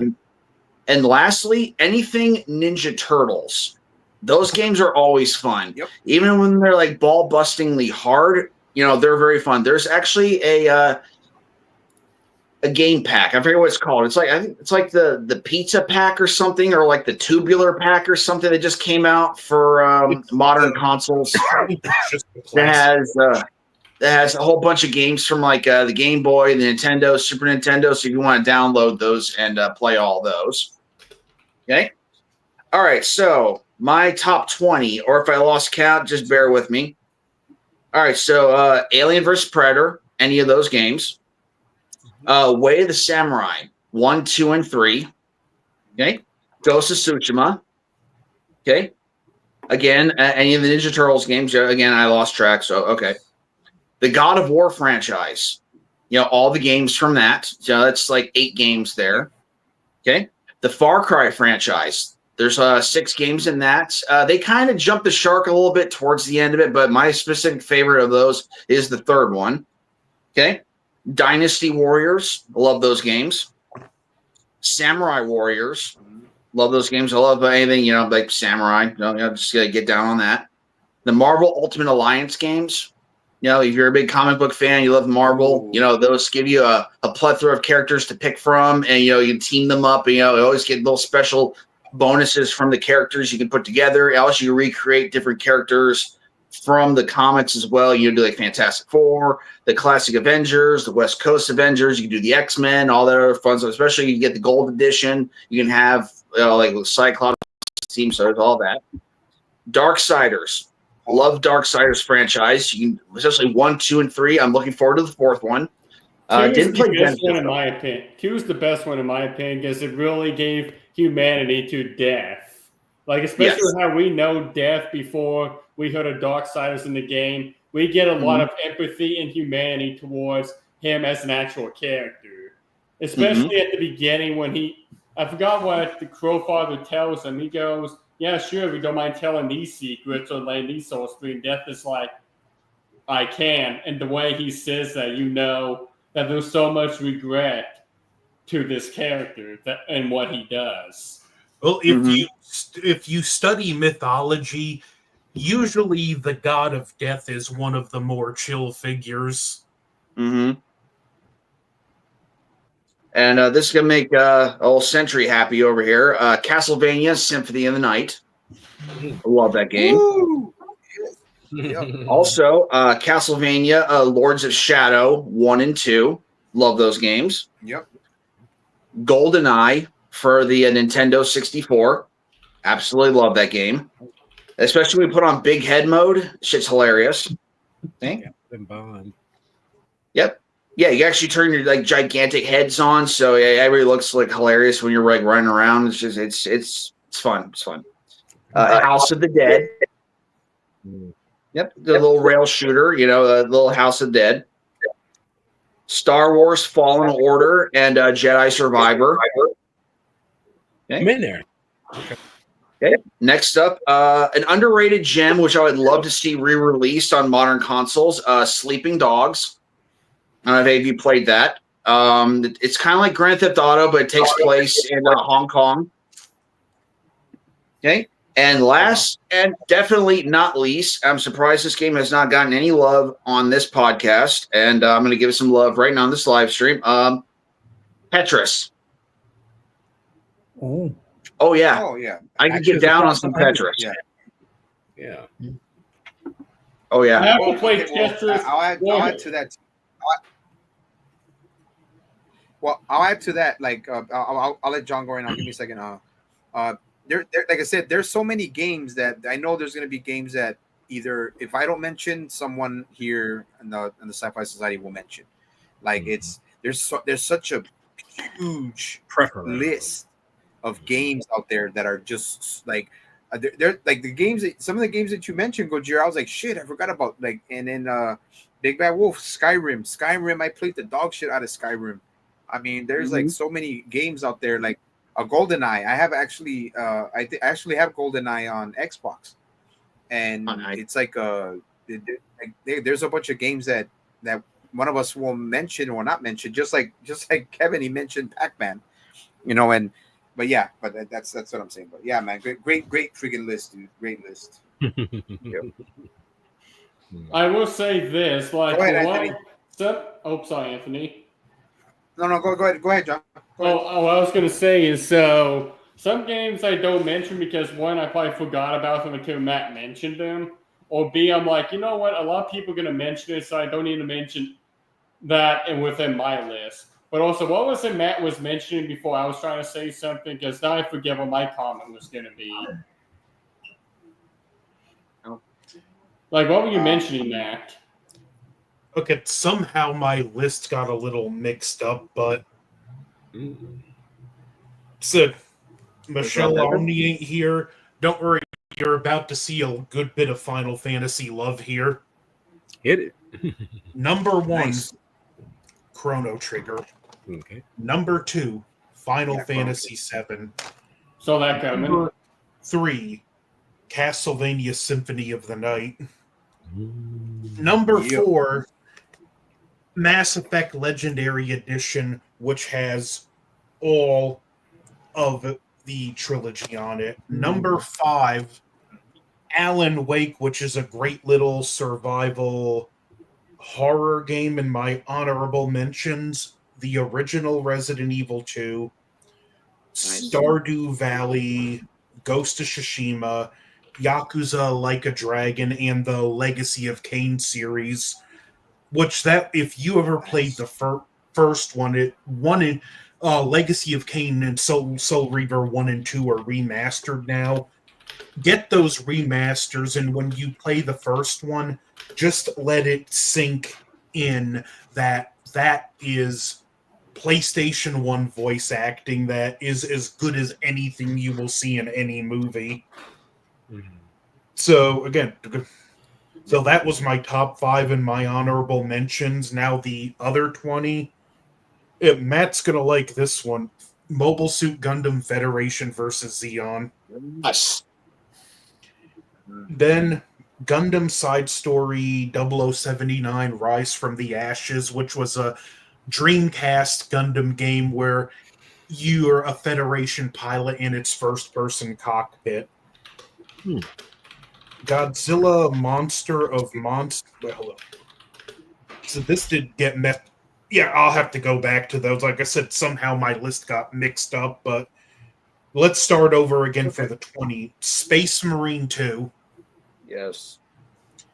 Gears of War trilogy 1 through 3 on the 360. Great games. They get just phenomenally emotional at times. Warhammer 40K Dawn of War, Tales of Symphonia, which was a great RPG for the Nintendo GameCube, Alien Nice. Infestation, which was an alien. It's kind of like a cross between Contra and Metroid, and it was a alien squad shooter where you control 4 squad members, and there is permadeath. So when one of your members dies, you have to go through the area and find another squad member to recruit. Then Day of Reckoning, which was a great wrestling game for the Nintendo GameCube. Oh Like, yeah, I remember that one.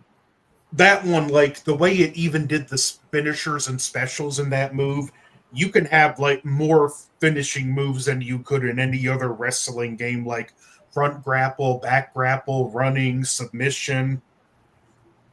It was a lot of fun.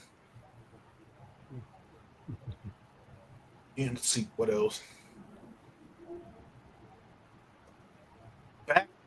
I've already mentioned Federation versus Xeon and Gundam Side Story, then Godzilla Monster of Monsters for the NES, Phantasy Star Online 1 and 2, which I played a lot on the Nintendo GameCube, Doom 3, then the Friday the 13th multiplayer game, Nice.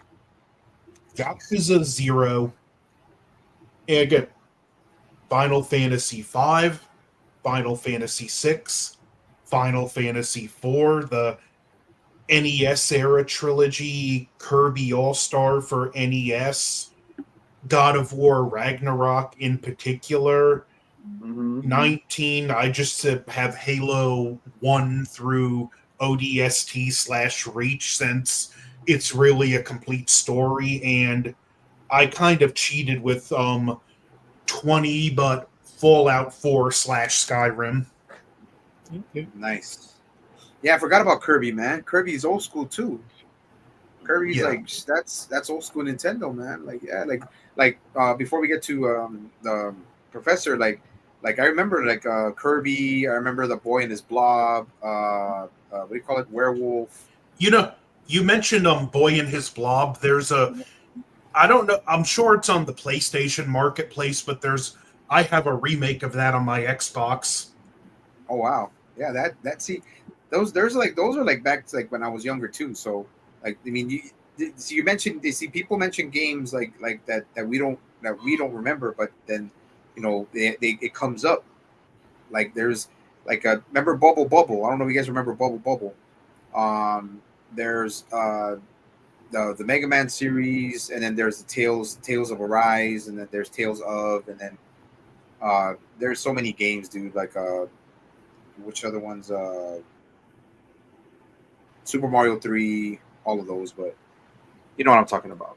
So, Professor, your lists.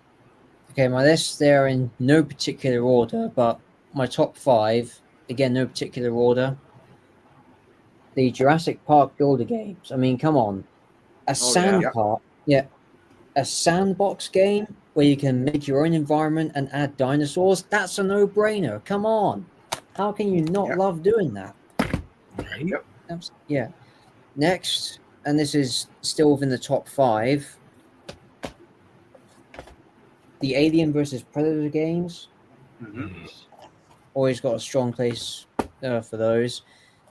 Next is Spider-Man Web of Shadows. For all the Spider-Man games I've played, this is the best storyline and also one of the best mechanics where you can actually change between red suit and black suit during combat and have some really awesome combos.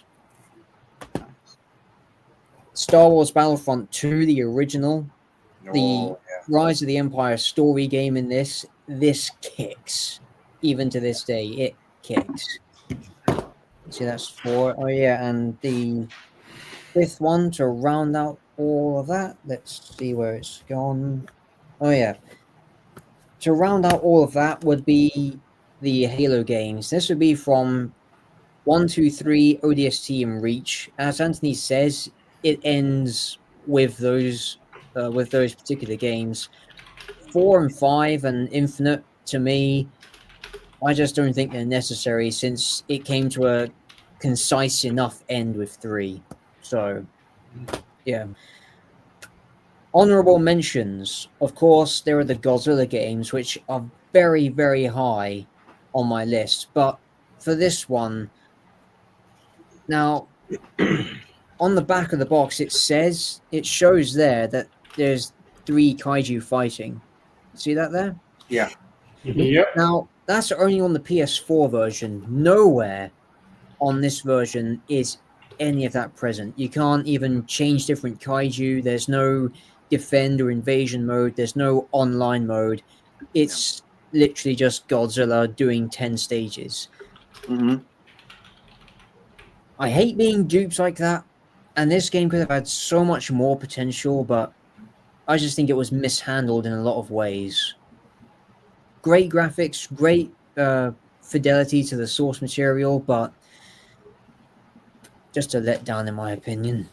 Yeah. That particular Godzilla game is. The rest of the Godzilla games, although they're hit and miss, I still hold them in very high regards. Yeah. Next on my honorable mentions, Attack on Titan 2. Now this one I like because you can actually customize your own character and actually fight alongside the characters from the anime. So I like that in the sense of you're playing out the events that happened in the series, along with little side quests that you get to experience yourself. Yeah. Love that. Next honorable mention, Friday the 13th, the game. Again, very high on the list and could have been so much more if it weren't for the lawsuit going on at the time. Maybe it will get a resurgence. Maybe it will just be forgotten post 2025. We'll have to wait and see. Another one of the honorable mentions, the Burnout series, particularly Burnout 3. Yeah. Great fun with this with Burnout.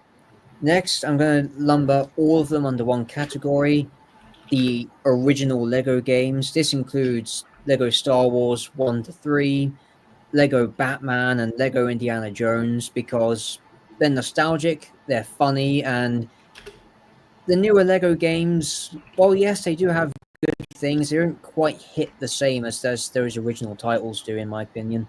Yeah. Next, we have the original Activision produced Spider-Man 2.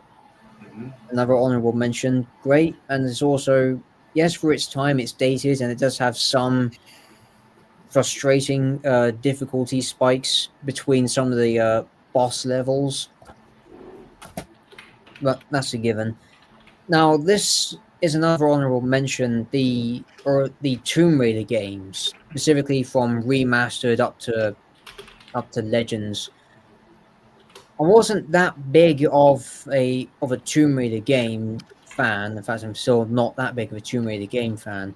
I do appreciate what they were going for, combining action in a third-person setting with puzzle buildings. In a sense, you have to navigate puzzles and riddles to progress further.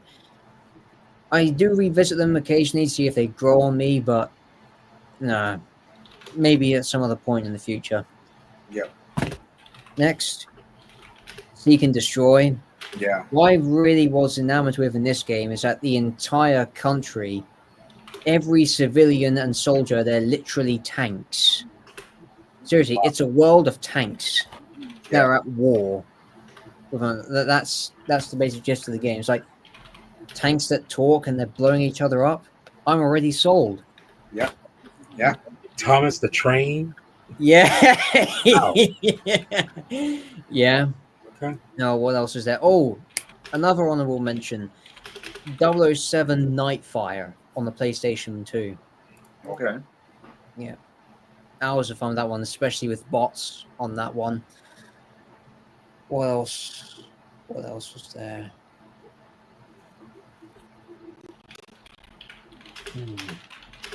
Oh yeah, another honorable mention would be Minecraft on the Xbox 360 because again, sandbox games, you can do whatever you want. You can build whatever you want. You can do survival, or you can just go around destroying villages or just flooding the entire map.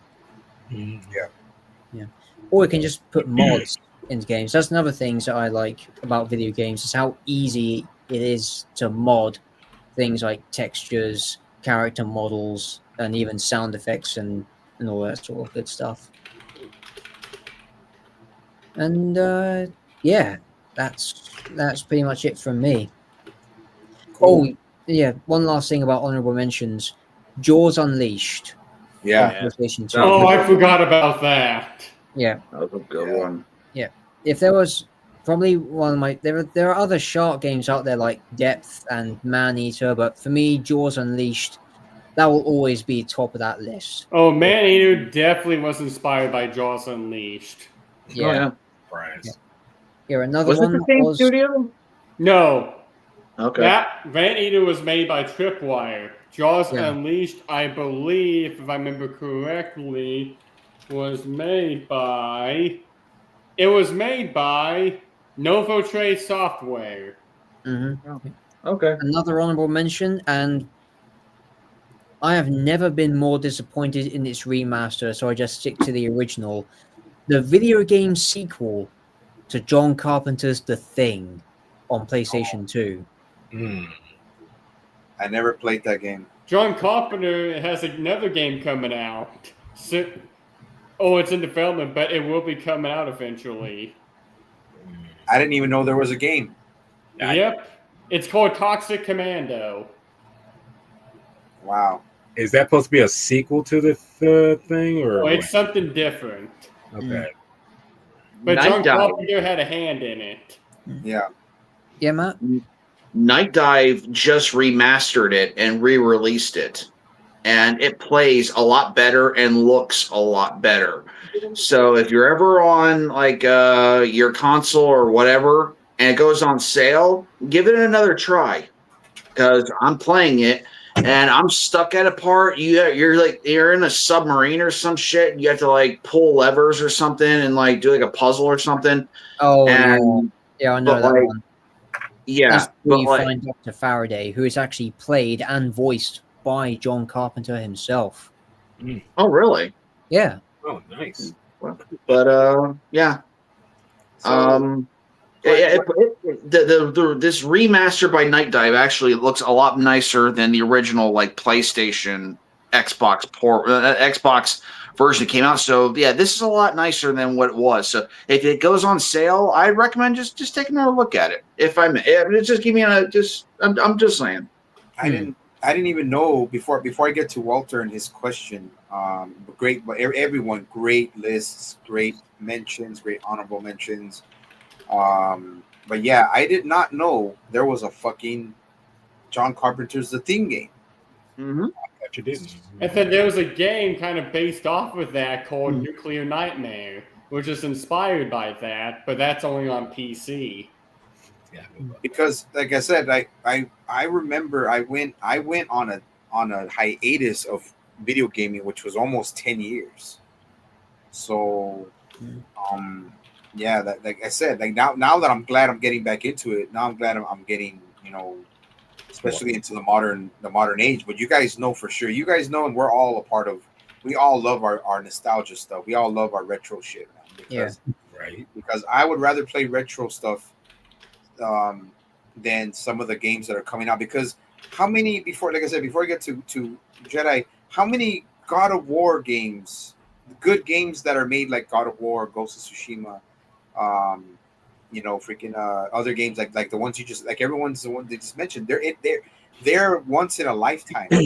like Kazan, the first Berserker. That one, it's a good game. It's not like, I mean, it won. It's up there. It didn't fail, but it's one of those good games. But like it's hard to come up with really good games like Rise of the Ronin. That one was pretty good, but it's not Ghost of Tsushima. But yeah, but I just like I said, that's why I'm glad I'm getting back into it. Plus, like I said, I can't work out, I can't train. I gotta find new outlets, and I'm glad that I'm able to get into it now.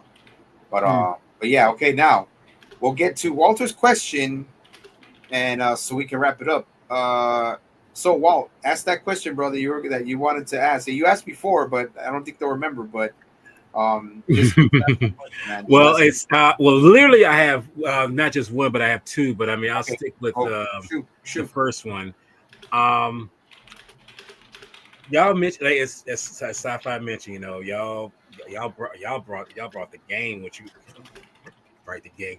Y'all pretty much brought your A game when it came to mentioning all these great things about the games and what they bring to the table and what all this and everything.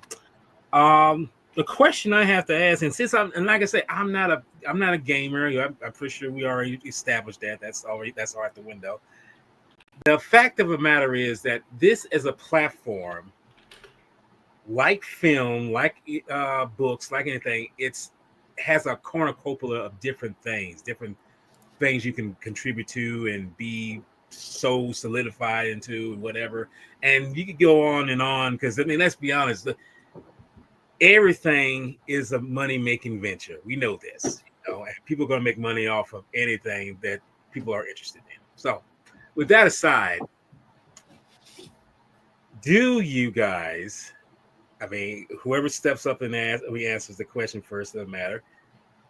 With the revelation of taking video games, which they've done with novels so many damn times, they've taken novels and turn them into movies or televisions and all this.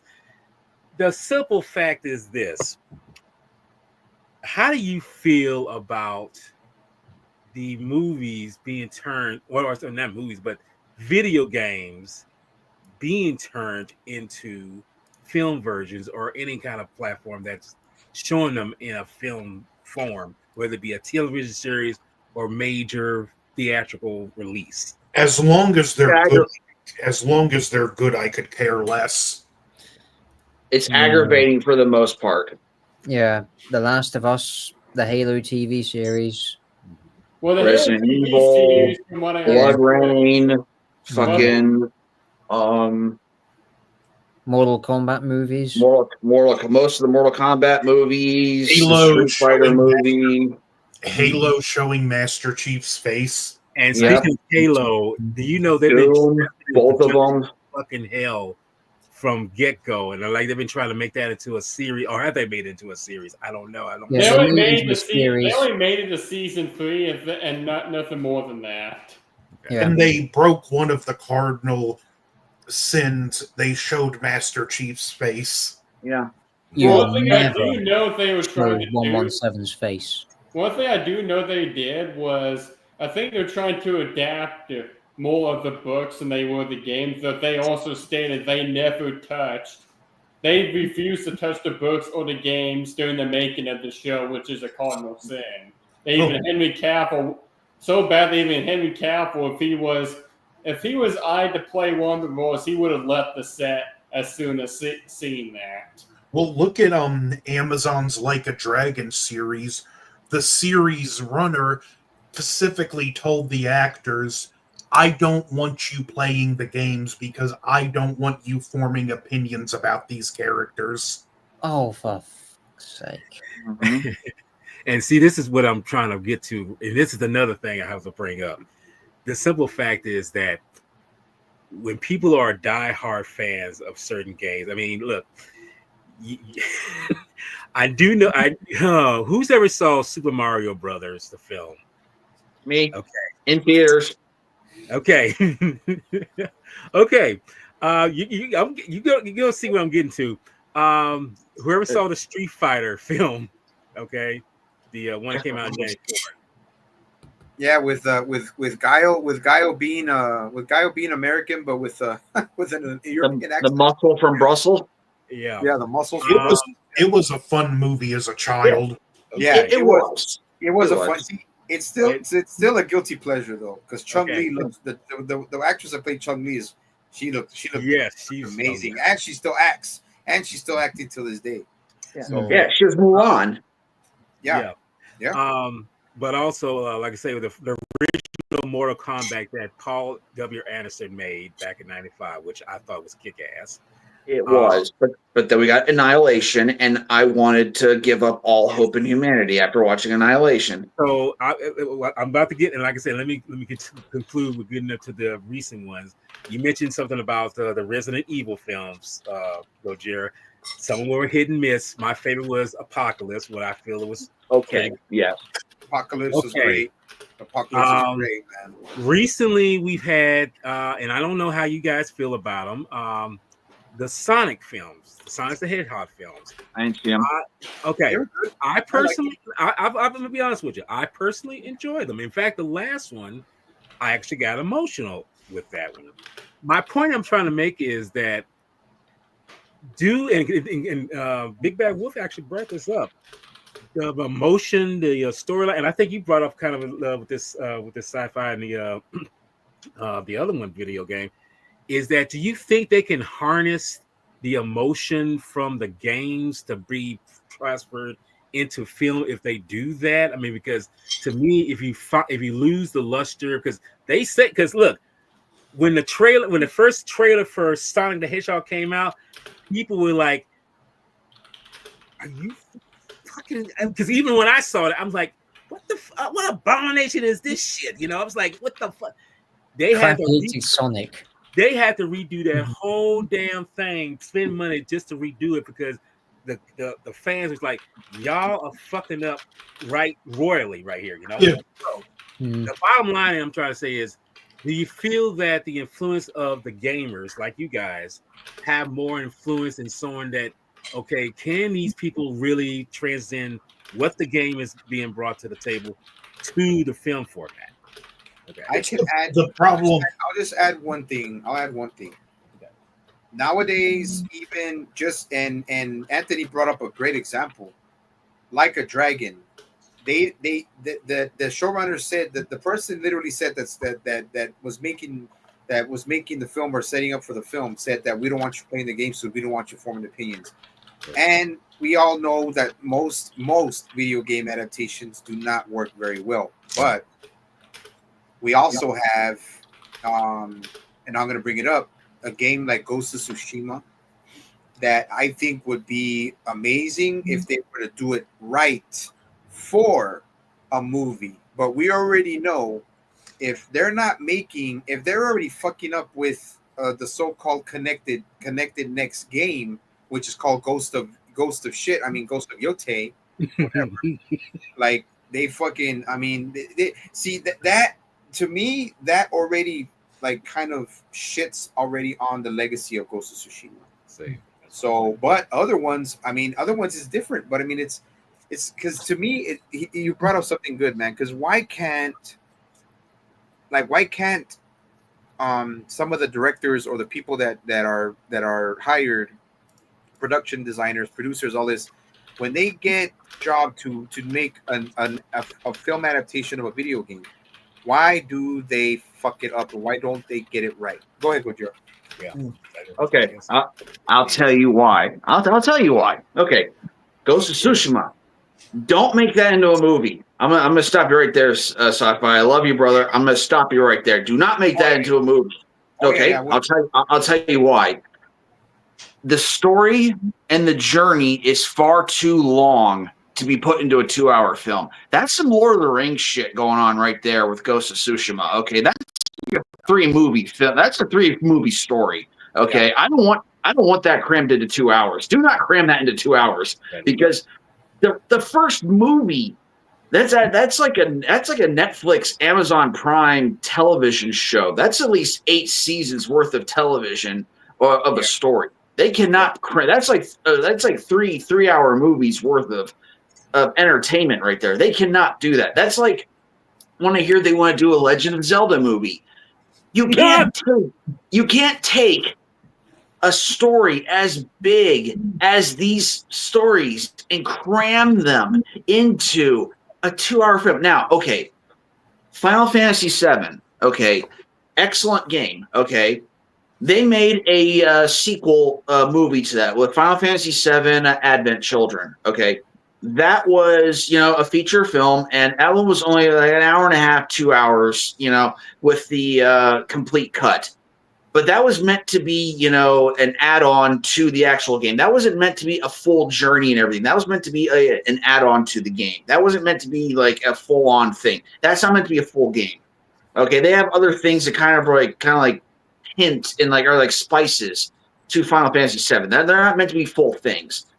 If they were to take something like Final Fantasy VII and try to chop that up and put that into a 2-hour film, they're in for a world of hurt.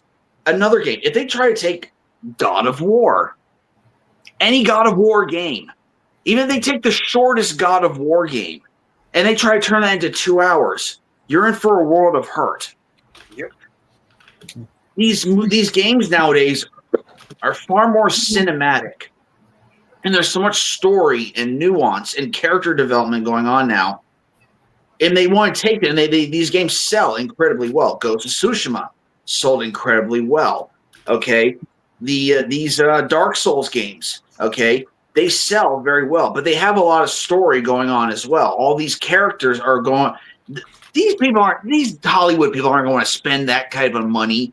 No, they're going to let the video game developers create this stuff. They're going to let the video game developers spend the money, and, you know, the animation teams. They're going to let them work their fingers to the bone animating those. When it comes to movies, no. They're going to put that shit on a green screen and let the actors just bounce around in a big green room and do nothing. They're not going to do anything practical. They're not going to do anything, you know, interesting or any shit like no. They're going to do the most boring shit that they can possibly think of. Here's a good example.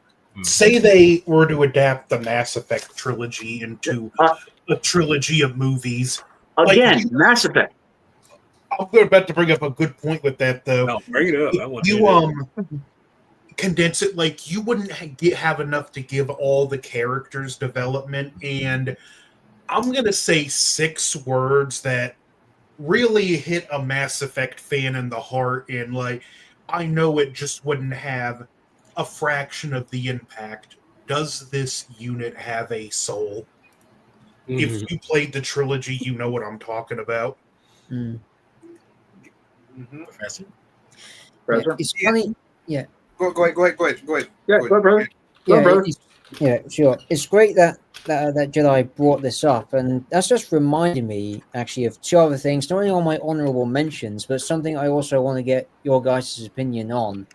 These 2 games. Isolation. Yeah. The Isolation, and what's the other one? And King Yeah. Kong. Yeah, okay, yeah. Yeah.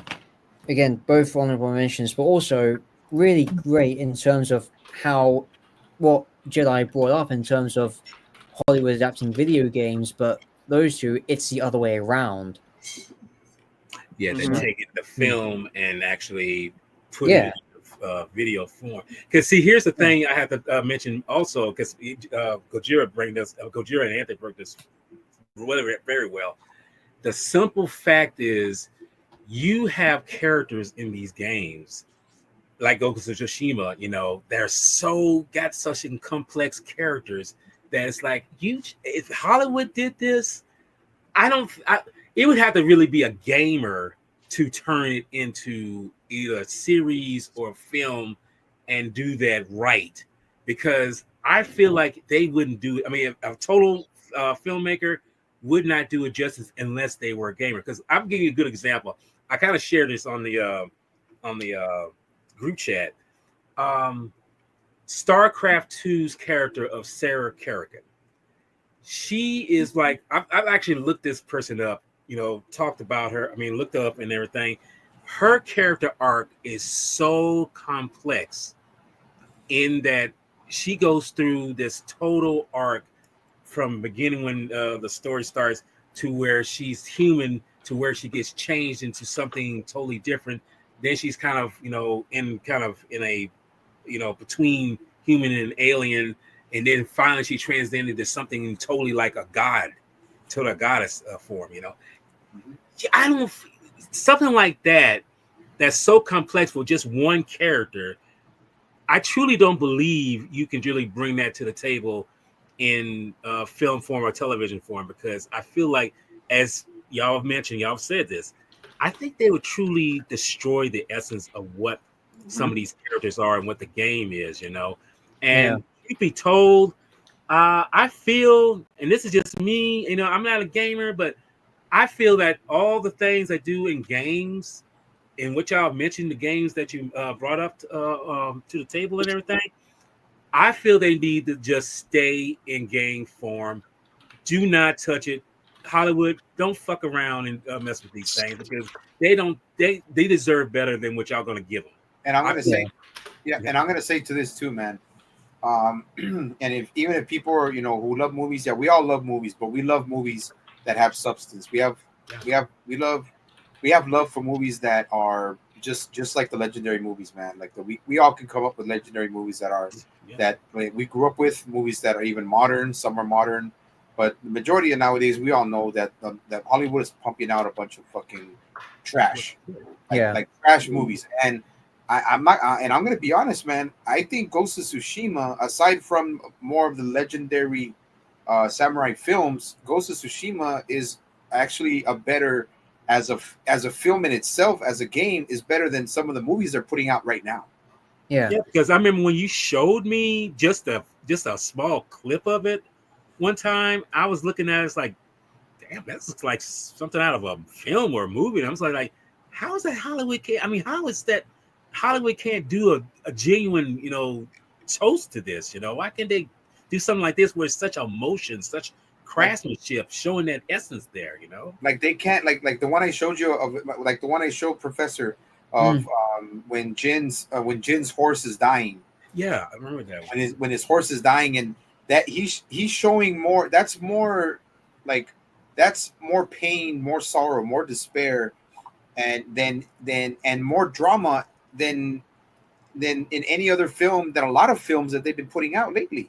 Look at Red Dead Redemption 2 when Arthur Morgan did the same thing before his inevitable demise due to depending on which route you take, either the honorable route where he just succumbs to tuberculosis while watching the sun rise, his horse gets shot by the Pinkertons, and before he gives his goodbye to John Mostimore, urging him like, hey, be a friggin' man and go to your family, he takes one last look at his horse and goes, thank you. And the horse passes away. Yeah, and that's what I'm saying. Like in God of War, when Kratos finally cries because they start to pray to him. They start to praise him. And he literally starts crying. No, he didn't. Sorry to correct you there, but he didn't see not that. But when he sees the mirror of what is to come, because everything they see are events that are to come. And so when he saw in one of the future events, he was finally going to be praised and loved. That got him emotional because throughout his life, he's always been a god that everyone ran from. Yeah. No, yeah. I mean, that was my bad because it's been. No worries. And I have to say this real quick. The closest thing we'll ever have to a God of War reference ever is best shown in Godzilla X Kong New Empire, where we see Kong and Zuko's journey in that sense. That's a reference, and I feel that's a better example of that to God of War. Funny you should mention that, because when that came out, someone goes, video game. Someone mentioned it was like a thing. It was like a meme, and it was like video games portrayed in Godzilla X Kong. At first, you see God of War, and it's Kong with Zuko just traveling through the Hollow Earth, and you hear the theme song from God of War 2018, and it's just them traveling through. And then it goes to Godzilla, and what plays? If they play the soundtrack from Doom Eternal, they fear everyone but you. And it's just Godzilla going on a rampage on all the Titans. Wow.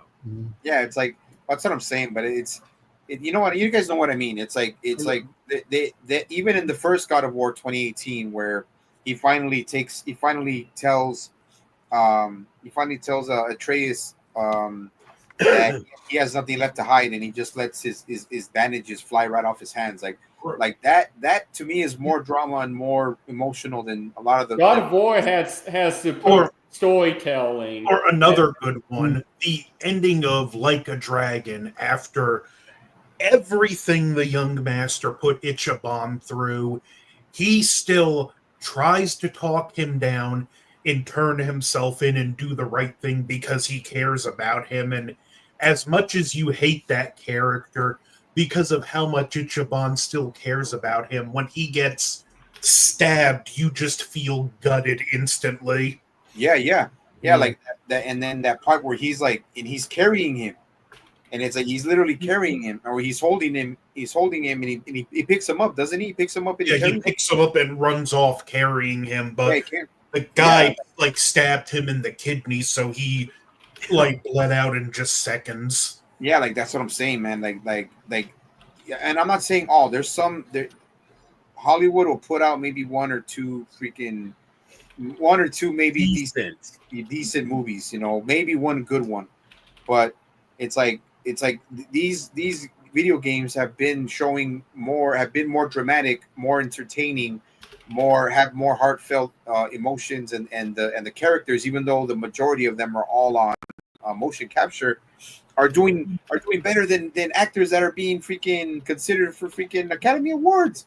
So I'm like, that's why I'm like, you know, that's why it was I brought Jedi on here to mention that, even though he's not a gamer, but that was a great question, and two great questions that he asked about. Go ahead. Well, I was just saying, like I say, this is the kind of focal point where it comes to the crossroads of like, okay, where did the final nail in the coffin say, okay, Hollywood, we're not going to make any really good movies. We're just going to reprocess the same bullshit. Whereas video games, they're the final and total storytelling of future reference to anything in terms of, because it's like the games are there, but there's more to it than just that, you know? Yeah, that's because the people who write the stories for the video games actually care for the core reason as to why they're writing for the storyline and also for the characters. When it comes to Hollywood, when they try to adapt it for the big screen or the small screen, that is all fallen down by the wayside, and instead just focus on spectacle and the brand recognition. That's it. The actors, well, yes, some of them are good, but they often end up being miscast for the role, or the creatives are like saying, oh, don't look or interact with any of the original source material. We're doing it this way and this way only. And it's like, well, shit, if you're just going to do that kind of rubbish to it, then why even acquire the rights in the first point? This is just deliberately setting yourself up for failure, and by extension, stigmatizing the source material that you're adapting. What the hell are you thinking? That's what I'm saying. Like, it's you have another great point. Like, it's like, I'm not, like I said, maybe I bash Hollywood a little too much, but you know, I do blame me, but there's no bashing Hollywood. I was gonna say I don't think you bash him enough, because I bash him every second, because like I say, I grew up as a film goer, and in the past 2 years, it's like y'all are giving me y'all fucking me up the ass, taking my money, and you're not giving me what I need, you know. So I'm because like, this is why. Sorry. I mean, I'll get to you, Professor and Jedi. Just but I'd add on Jedi's what he's about to, what he was, you know, mentioning that we all don't like Hollywood movies as the way they're putting them out. Let's just be real about that. We are real about it. We're raw and real about it. But there are times where there are films that do come out that are good. You know, like especially Keanu Reeves, who re-energized his career with John Wick. And then now they're making the Ballerina, what came out, you know, with the Ballerina, with the spinoff. So there's some good movies that are still coming out, but it's like it's just like you mentioned, their efforts, the efforts to put out good movies is like they don't have it anymore. They don't show that love like it was in the 80s, the 90s, and the early 2000s, like where people actually, if people can put the love and work into what they do for video games, like, because video games are really good, really good nowadays. Not all of them. There's some that are good, but if Hollywood would put that kind of hard work into a film, it can be possible. But it's like they don't want to. You know what I'm saying? And sometimes it's not the actors. It's some actors like Keanu Reeves and all the actors that are not about their clout. They're not about the Denzel Washington. They're not about they're not about the fame and all about that. They're about just being the best at their craft or what they know. But it's like video games now. Like, why is it an unknown person who plays a motion capture can actually get more emotion out of a scene in a video game than a person who's an accomplished actor? Yeah. Because what I mean? A lot of it, it's literally the actor's passion project. Like, again, the guy who does Kratos in the newer games, I can bet you he was a big fan of the first 3 games before he got picked to be Kratos within the newer games that they made. It was probably like a dream come true for him. Yeah, and you see, and here's another thing too. A lot of the motion capture actors, voice actors, or anything that any of those types that go into video games are mostly just the cast-offs that Hollywood doesn't want to give work to. Oh, like some of them are. Oh well, there. Some are actors. Some are actors. Experienced regular stage actors, movie actors, and then there's voice actors. But like you never hear about them because you're like, oh, I heard about him, but he was like around like what 20 years ago or 10 years ago, but then you have like Ghost of Tsushima. Before we can wrap it up, the Ghost of Tsushima, there's a few actors that I never heard of, that were in that, and I'm like, how come I never heard of this person? And to me, I think it comes down to, and this is the sad part about Hollywood. Just like I say, I'll just add this onto it. The simple fact is, some people are trying to get the most popular person of the moment, aka Sydney Sweeney, big titty City Sweeney. Yeah, titty. It's like, okay, that's all you're going with. I mean, maybe she does have some, but it's like, dude, get somebody who actually has talent, who actually feels passionate about what they're doing, and don't be going for the person of the moment. Go for somebody that's going to bring the story to life. And she's going to be part of the cast of the live action Gundam movie.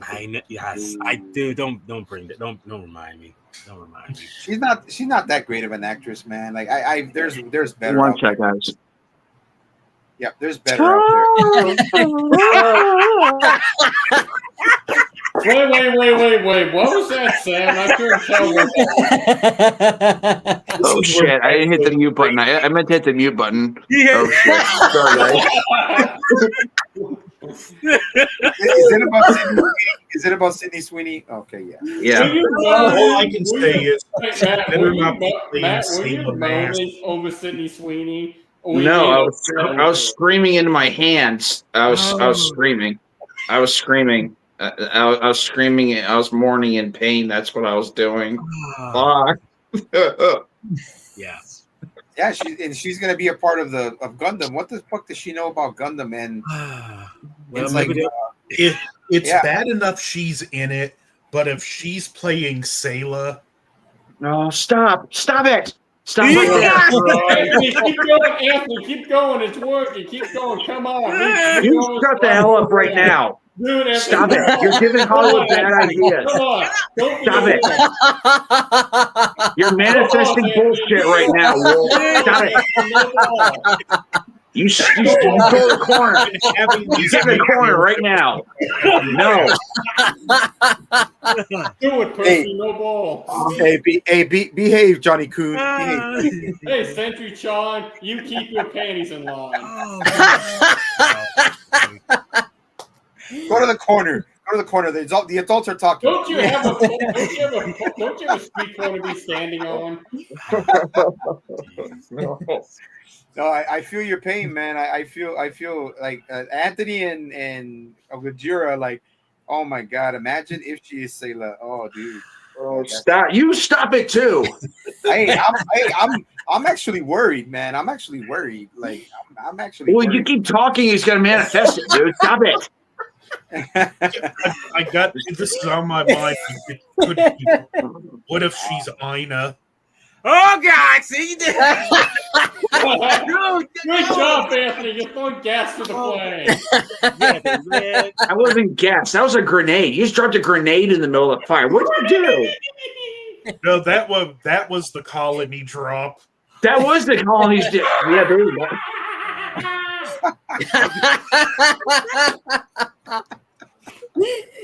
Oh, geez. Chaos.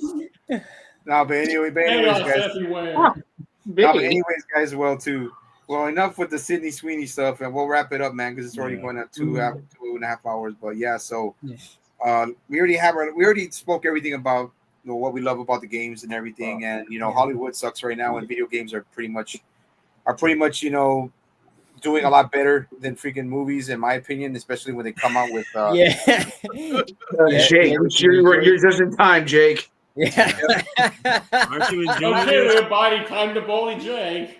Yeah. Yep. But yeah, guys. Well, okay, so I'll just go one by one. What everybody's got coming up on the channel. Jedi Granville, what do you got coming up on your channel? Okay. Besides anything mentioning Sweeney, let's take that out of the equation. Take that out of the equation forever. Since You're all things in that were- trouble. You're all getting paddling. Okay, that's enough about her. Yeah.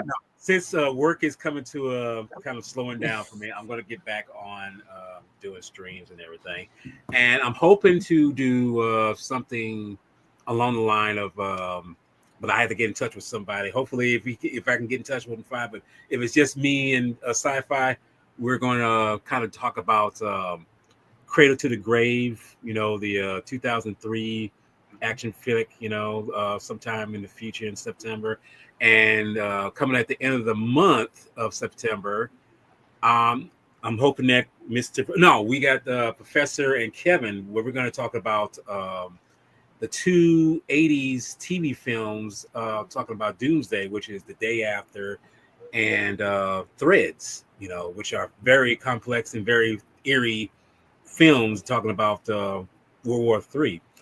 And like I say, as I mentioned, Professor, we're going to be talking about Chronos at the end of the month, because I feel like that's a film that needs to be talked about in terms of it's one of the rarities of B sci-fi films of the 50s, and I don't think it gets enough love. I mean, it's mentioned, but I think it needs to be talked about. So other than that, that's a revival. Yes. So other than that, I mean, that's pretty much what I got coming up next month. But whatever coming up after the month, I'm going to wait that in sitting. So yeah. All right, Big Bad Wolf. So I don't have much content at the moment, but I'll finish up on the last content I have until the guys that I can make more gameplay videos. But it'll just be the last of the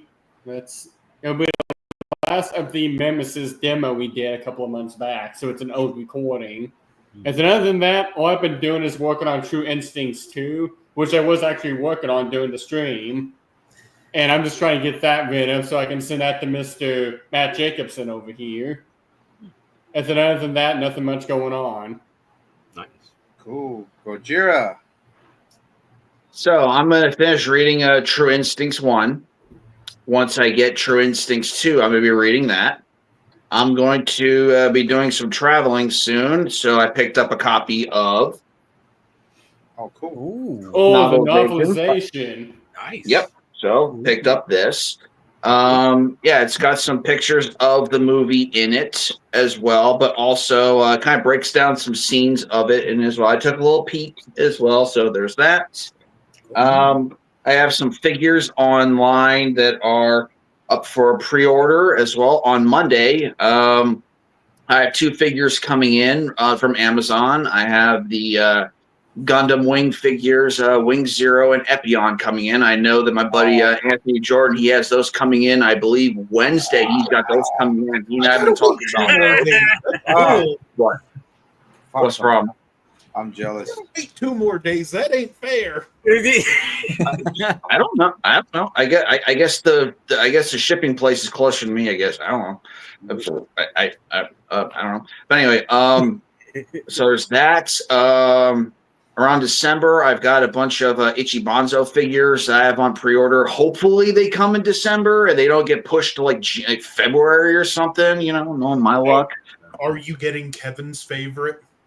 Oh yeah. That was the first one I pre-ordered. Oh yeah. Space Godzilla. Fuck yeah, I love Space Godzilla. I don't know why he gets so much hate nowadays. I don't get it. But anyway, They claim Space Godzilla's obese, but so is Heisei Godzilla. Oh, so we're body shaming kaiju now. Yeah, pretty much. Damn, where did that come from?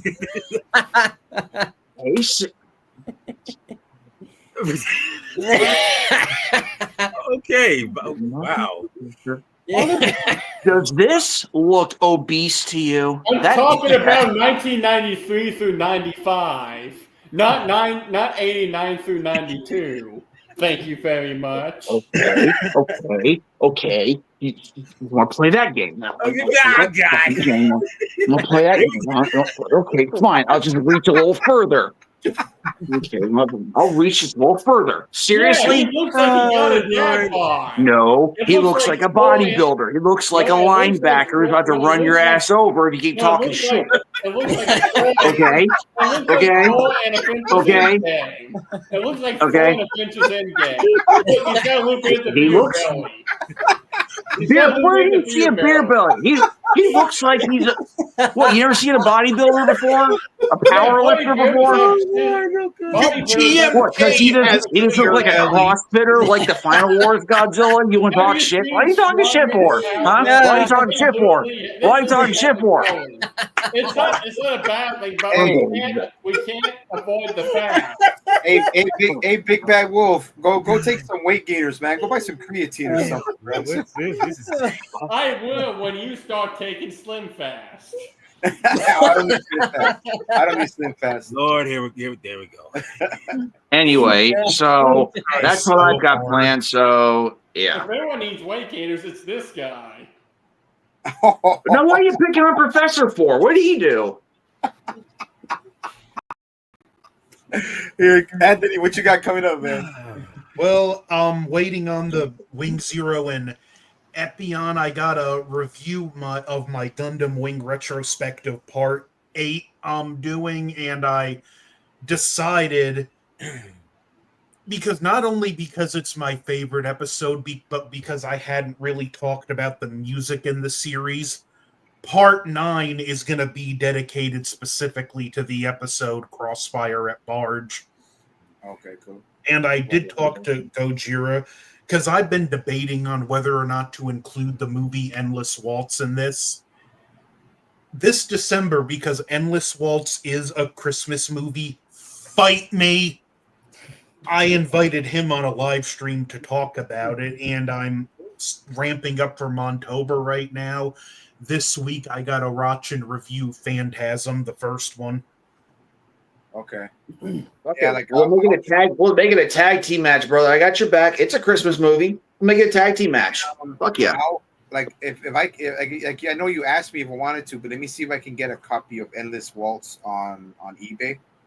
And see if I can and I can join that one. I'm like, I haven't seen it in so long, man.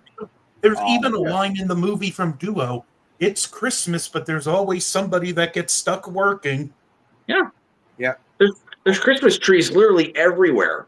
I think it even says Christmas Eve in one of the captions. Yeah. Like it's literally a Christmas movie. Like fuck. Just like Jaws the Revenge is a Christmas movie. They're literally opening Christmas presents one morning. Yes, Seriously. that's what I said last time. Jaws 4 is a Christmas movie. Thank you, Matt. Yes. Just like Gremlins and the first Lethal Weapon. So. Yes. Yeah. That's why we all get along. But we're talking about Endless Waltz right now. But anyway, I'll see if I can get. I can see if I can get a copy, or I can find it. But yes, Professor, that filming. What you got? What you got coming up? Hey, if anything got coming up. All right. Yeah, I have some interesting news now that we've got the kaiju body shaming and Sydney Sweeney all out the way. yeah. We've done that. Yeah. Anyway, putting all that to the side, on my front, I have been working quite a bit now on some audio stories that I'm planning to get done in time for Halloween, and I've managed to finish one episode of a story that I'm turning into a series of short audio stories. Some of them have been repeat broadcasted on Huntingdon Community Radio going on end of July to start of August this year. So that's given me a bit of a nudge to continue doing that. And I'm also working out more on the audio stories front in terms of those I've already recorded. I've decided to remass them a little bit.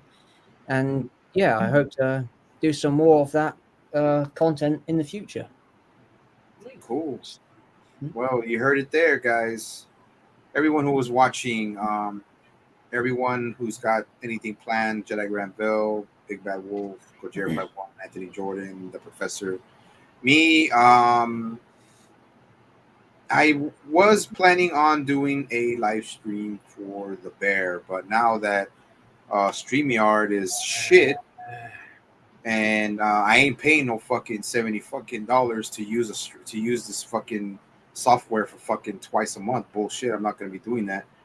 So StreamYard can go fuck yourself. You heard it here, folks. Yep. So yeah. So What's right, StreamYard? yeah. What I can do, what I'll probably do is me and Gojira and Walter, the founding fathers of the Sci-Fi Society, we started our freaking pre-recordings with Zoom. So I'm gonna get back. I'm gonna get on that app and download it and see what it can do. And that way, I'll just have to. If I'm gonna be doing streams, or doing pre-recordings, I'm gonna try to just edit them and do that first. That way, I can add whatever kind of content, whatever kind of photos, videos, anything like that I can add to it instead of going through this shit, because this is just fucking insane and stupid. And I just wanted to add this, I just wanted to ask this, Sci-Fi, if you want to, if you choose to, that's if you want to try it. You could do like what you did with Dubas, do a collab, send the stuff over to me and we can bounce it off mine, but it'll be your, podcast with the Bear. I mean, that'd be up to you if you want to do that. I mean, Or if you want to, Sci-Fi, I could give you my login to film more and see if you have any luck with editing videos there. No, I mean, I know I have stuff to edit videos. I have all of that. It's just that we'll talk about it when the stream is done. But yeah, I'm gonna look into other options because like I said, it doesn't make any sense, and I'm not gonna be freaking paying fucking $70 a month. Stand your ground, brother. That's all I can tell you. So, but so far, guys, it was a great stream talking about video games, talking about Sydney Sweeney's tits, talking about freaking Godzilla and his so-called weight problems. But yeah, it's been fun. Don't you start. Now it's been fun. It's always awesome to talk with the Sci-Fi Society. With everyone here, you guys. It's always a privilege and a pleasure to talk with you guys. But yeah, as when we end the stream, then we'll talk further on what options I can find on doing pre-recordings and stuff, but adding all of my own content. But yeah, guys. But everybody who was watching, Little Loki, Kevin from Entertainment Headquarters, everyone who joined, this is what we do. We this is for me.